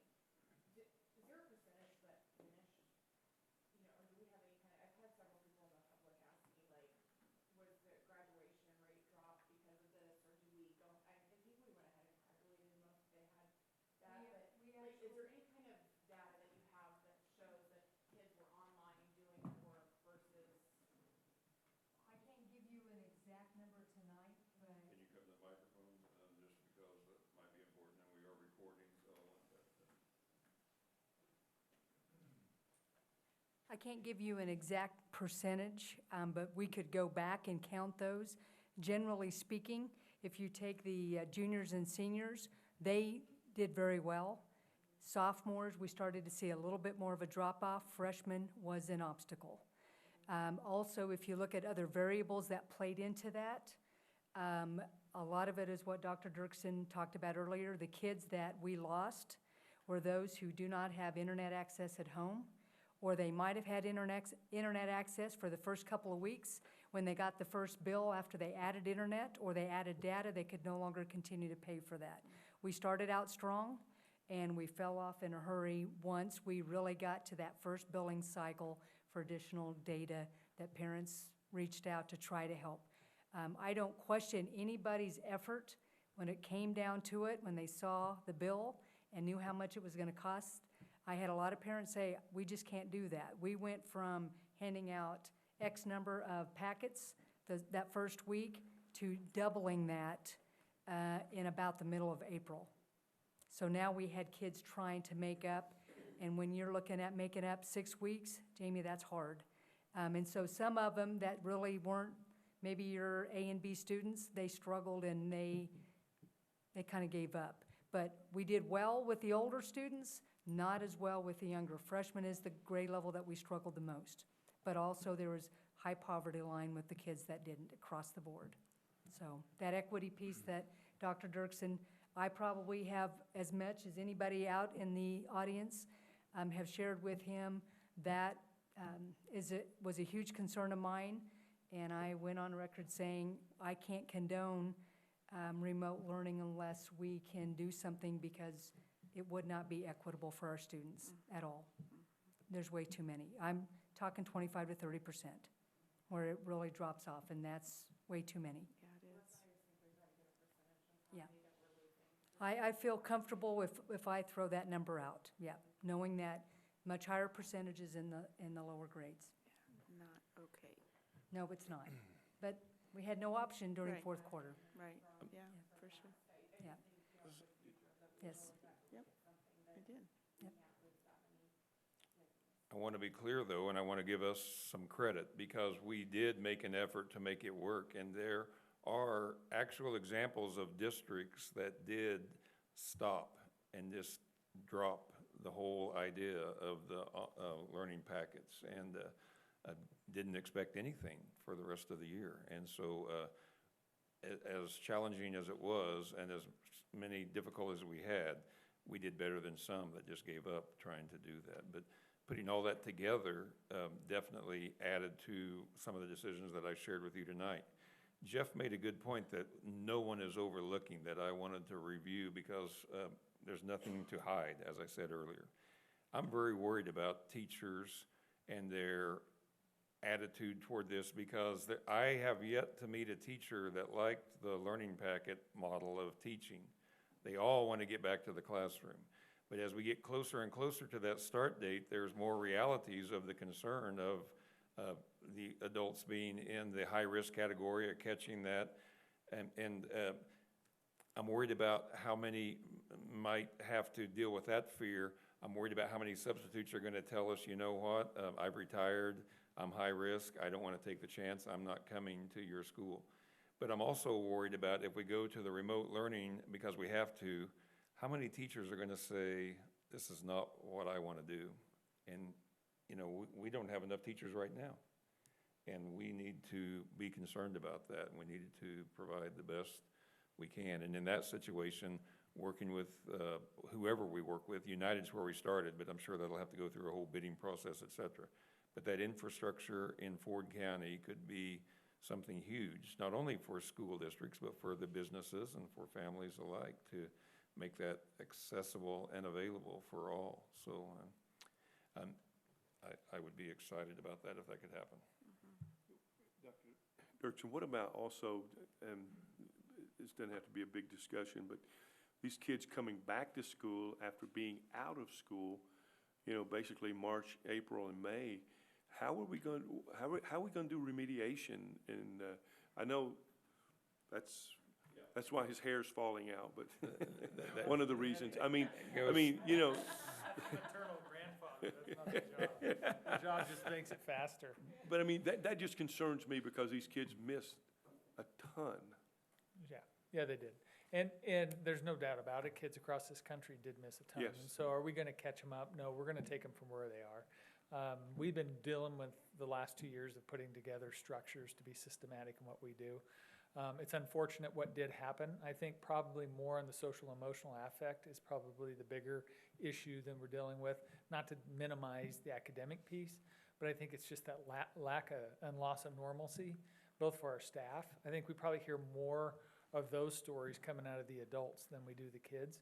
And again, maybe it's just because I'm more plugged into that piece. There's two audiences we're dealing with. It's not just a regression of our kids, it's a regression of our teachers. And so, you know, as we're providing that training and that honing your trade, I mean, we all got kind of out of our element of being disrupted. And so getting back to some kind of normal, I think we're going to have to redefine normal. I know that Dr. Dirksen and I have talked about it. I truly believe that when this is all said and done, we will be better off in our profession, because of it's going to take some kind of a crisis like this to create a disruptive change that moves us to really take a deep-seated look at what we're doing. The learning packets were successful for what they intended to do, which was really to provide access. Because when we talk about equity and access, I think what we saw through that process is it really made it glaring where our weakness is when you're dealing with a third of our kids that don't have internet access. That's even in a day-to-day environment where we're utilizing that for homework and access to information. What it showed us, it made it very obvious, is that we have got to plug that, and we've got to fill that. And so how are we going to plug it? We're going to screen our kids. We're going to focus on all the strategies we put into place. We're going to continue to build upon those. I feel like what we'll do is when we do get kids in both those settings, we're going to take them where they are. I can't tell you where their gaps are going to be. Frankly, there were gaps before we started this. So I think what we put into place is the structure to make sure we can get people closer to where they need to be at grade level. So no more hair fell out there. I think I'm good.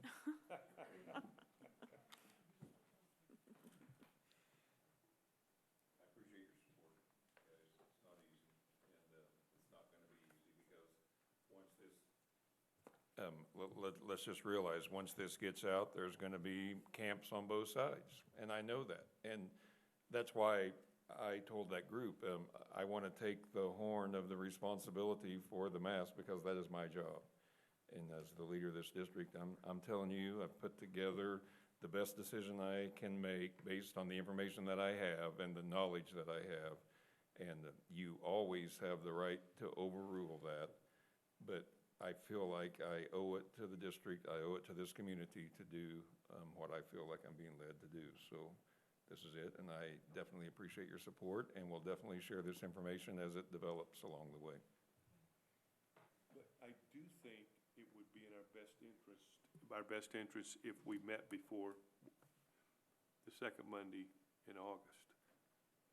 I mean, for you guys, to feel I mean, I would want you to have a comfort level with what you're doing, that you've got the 7 of us that have agreed to it. Okay, and that is totally your prerogative, and I support that. And instead of setting a date tonight, I Yes. would rather see where the timeline leads us and then share that information, find out what would work.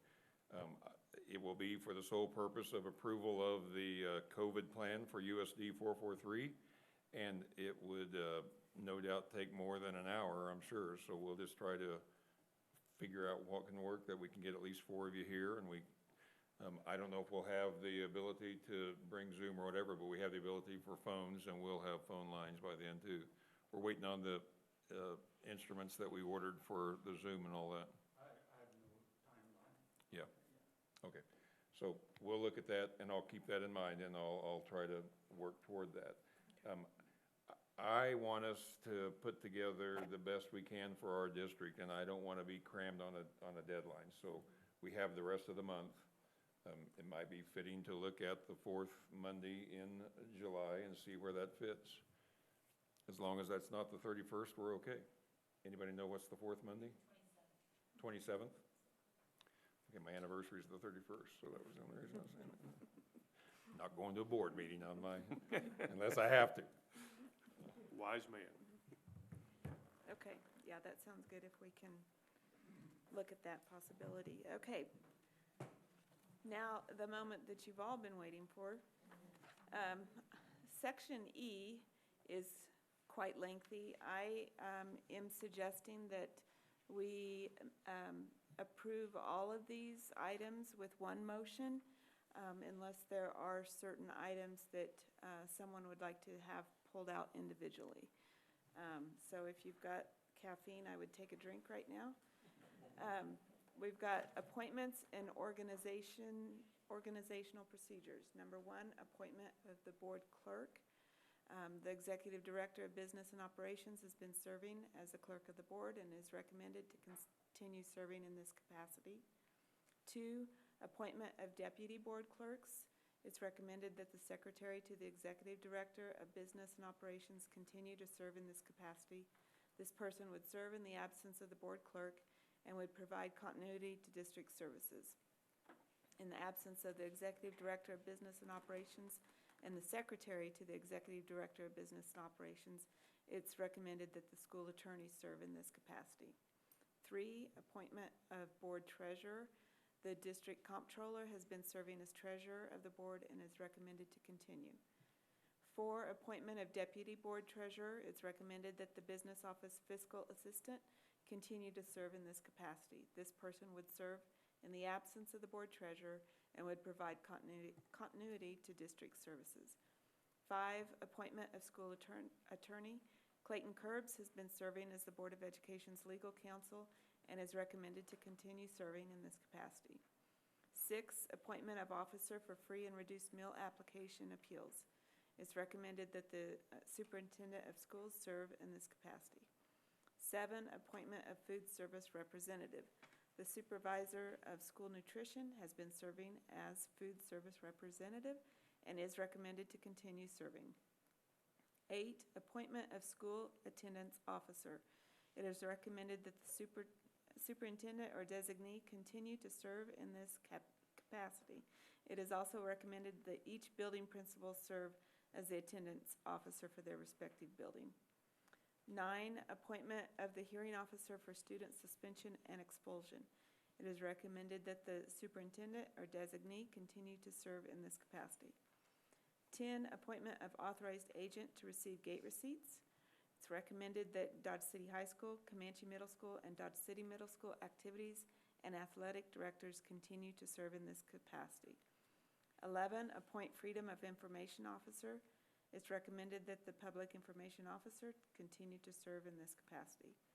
12, appoint district's workers' compensation designated representative.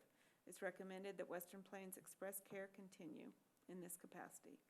13, designate district's workers' compensation insurance provider. It's recommended that United Heartland Insurance Company serve in this capacity, as previously approved by the board. 14, designate district's unemployment insurance third-party administrator. It's recommended that unemployment insurance services continue in this capacity. 15, designate district representative for Kansas Public Employees Retirement System. The school district's benefit specialist has been serving in this capacity and is recommended to continue to serve. The executive director of human resources and assistant benefit specialist are recommended to continue. 16, designate compliance officers for federal section 504/ADA. It is recommended that executive director of business and operations continue to serve in this capacity for facilities, the executive director of human resources for personnel, and the assistant superintendents for elementary and secondary education for students and instruction. 17, designate compliance officer for federal anti-discrimination laws, including Title 6, 7, and 9. It is recommended that the executive director of human resources continue to serve in this capacity. 18, designate Children's Internet Protection Act compliance officer. It's recommended that the executive director of management information services continue to serve in this capacity. 19, designate E-rate coordinator. It's recommended that the executive director of management information services continue to serve. 20, designate multicultural coordinator and civil rights contact person. It is recommended that the director of ESL migrant education programs continue to serve in this capacity. 21, designate coordinator for duties relating to homeless children. It's recommended that the supervisor of state and federal programs continue to serve in this capacity. 23, designate officer to pay claims. It's recommended that the executive director of business and operations continue to serve in this capacity with the authority to pay claims in advance. 24, designate depository for district funds. It's recommended that Sunflower Bank continue as depository for district funds. It's further recommended that the clerk of the board review bank signatures on file. 25, designate official newspaper. It is recommended that Dodge City Daily Globe continue to serve in this capacity.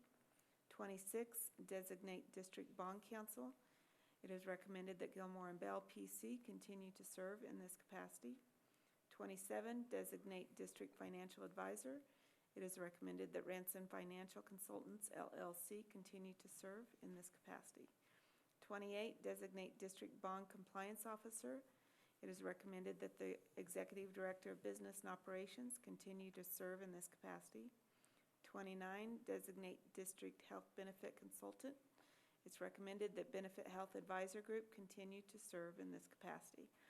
30, adoption of 2020-2021 calendar. It's recommended that the Board of Education adopt the 1,116-hour calendar in lieu of the daily attendance requirement. 31, instructional materials fees. It is recommended that the following fees be assessed for the use of district-adopted textbooks and other instructional materials, including hardware and software.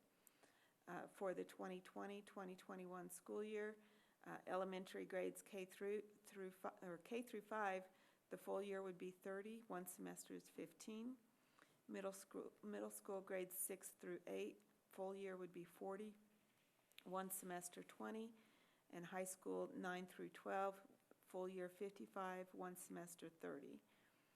32, other student fees. There are no general fees charged to students enrolling in Dodge City Public Schools. Examples of other fees may include but are not limited to charges for a student yearbook and/or the replacement costs for consumable materials used by students.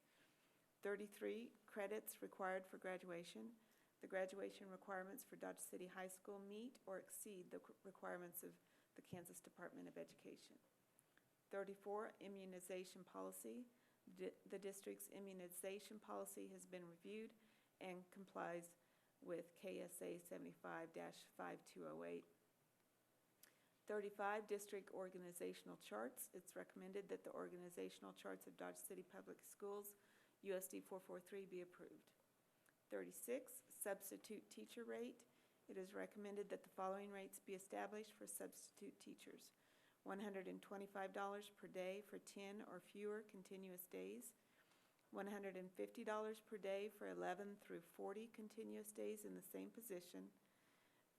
Then C, the daily rate based on the special salaries base salary, which is $36,700 for 180 days, equals $203.89 per day for the 2020-2021 school year for over 41 continuous days in the same position.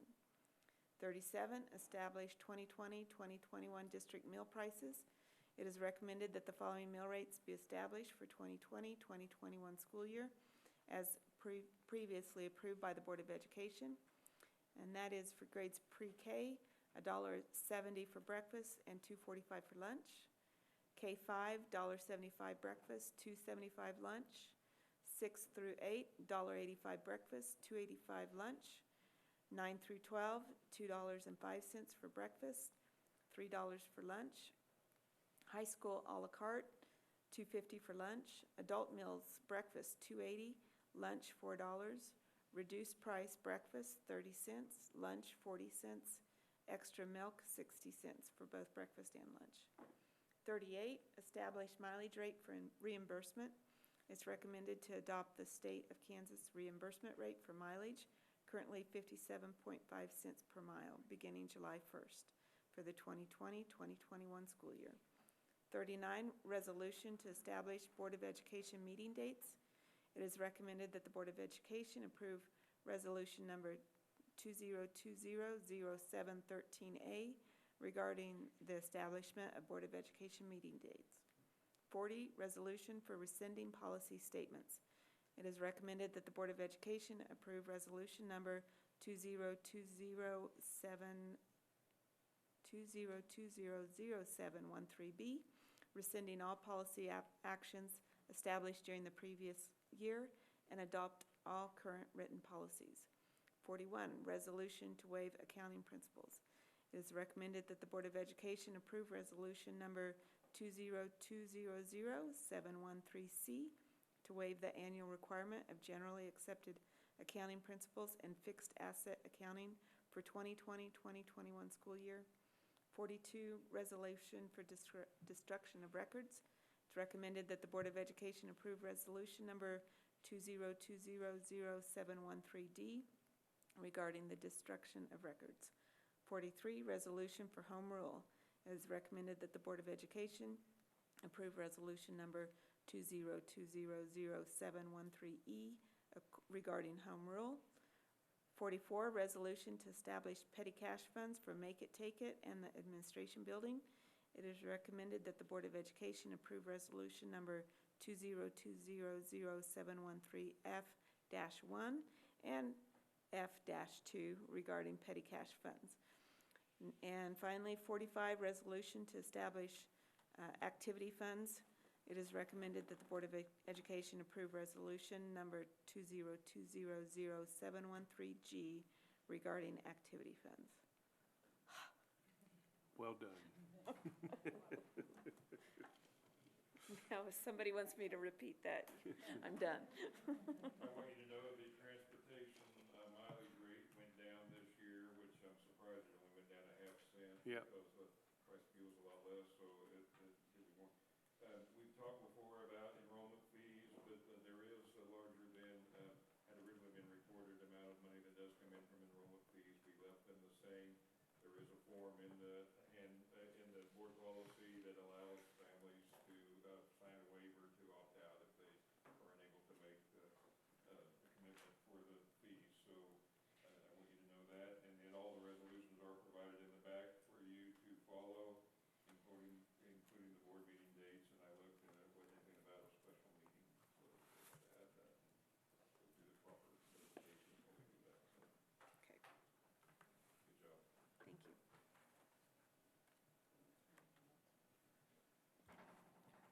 take a motion for approval for the resolutions.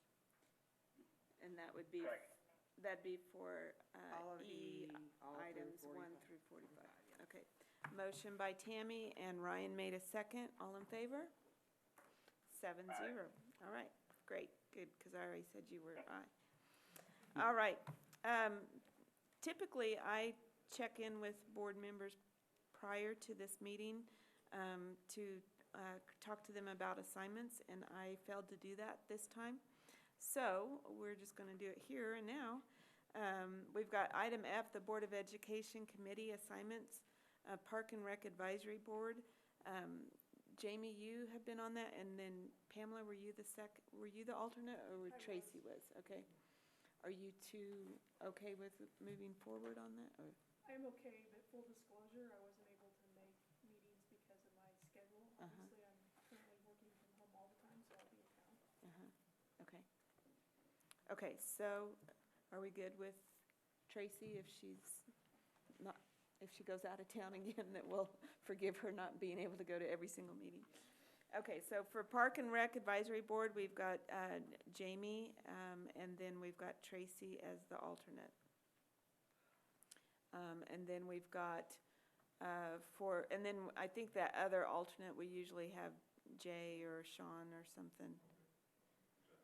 I believe so. And then Bright Beginnings and Head Start. Ryan, are you, I think there's a limit on how many years, but you haven't reached that yet, have you? No, I think that, no, I don't believe I have. Yeah, I'm willing to do it again. Okay, so for Bright Beginnings, we've got Ryan, and then hopefully Jeff's willing to do special ed again. I am. I'm not going to desert Trina now. Next year, I'm going to desert her, though. Okay.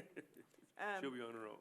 And Pamela, were you serving as the alternate for that, or who was? Tammy was. Tammy, are you okay with doing that? Okay, so we've got Jeff for special ed and Tammy as the alternate.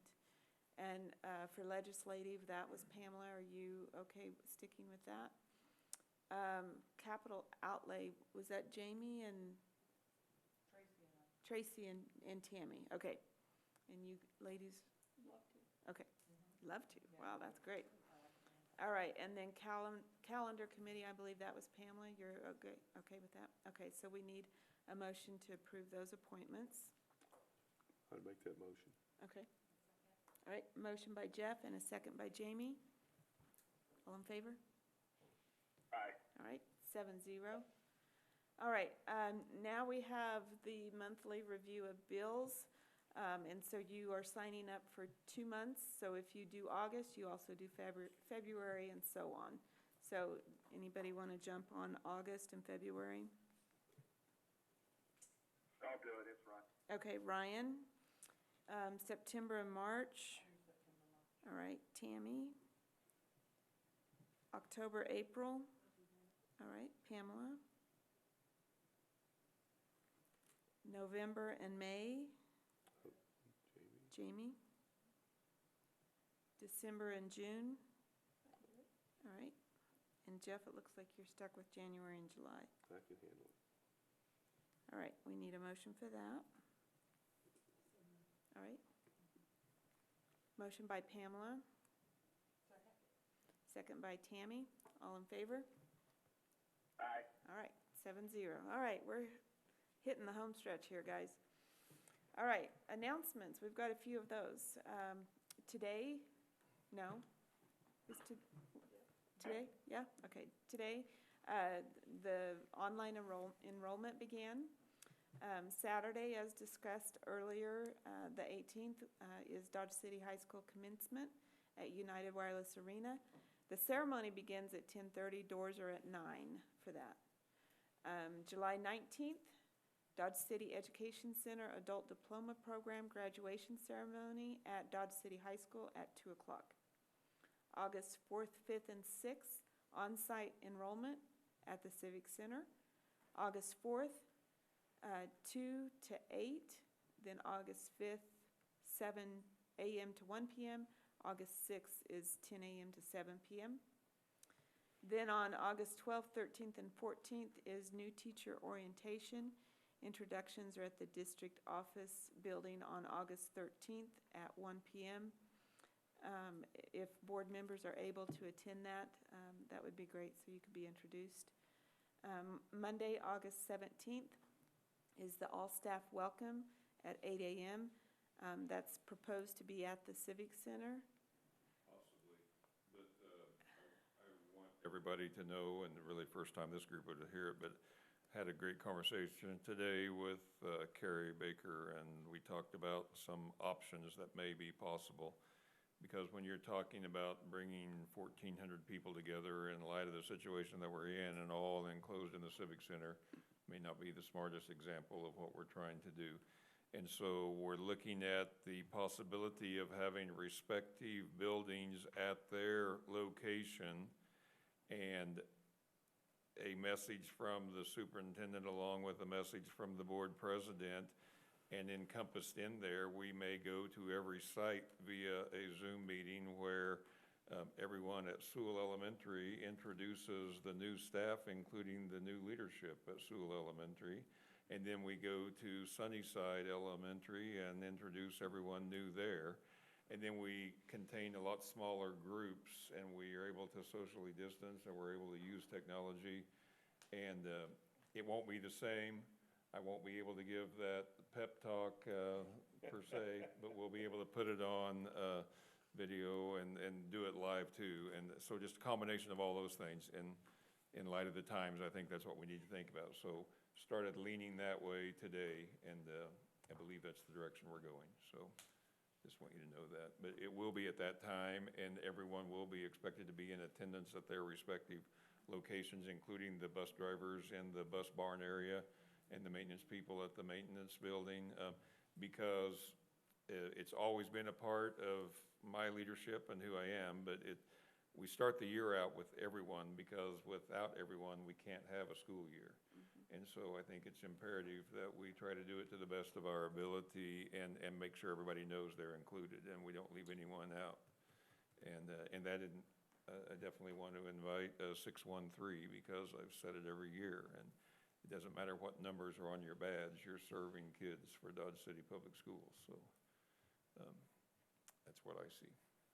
Okay. I might be able to get a little fire in my blood and get some pep going on that talk. So. Okay, then we're going to jump back a little bit. August 10th is our next scheduled Board of Education meeting here in the boardroom at 6 o'clock. August 20th is first day of classes, and then the 24th is the Board of Education luncheon meeting at Miller at noon. Do we have items for future board meetings or additional information or discussion? No? Okay. We need an executive session for the discussion on negotiations in order to protect the public interest in negotiating a fair and equitable contract. It's the exception for employer-employee negotiations under KOMA. We need 15 minutes? 10? I was going to ask for 10. 10? We need Ramona Nance and Simeon Russell and Clayton Curbs, along with myself. Okay. All right, we need a motion for that. I make a motion for All right. executive session for 10 minutes for negotiation. Okay. And second, was that Jeff? Tracy? Okay. All right, all in favor? 7-0. Thank you, everyone, for sticking it out.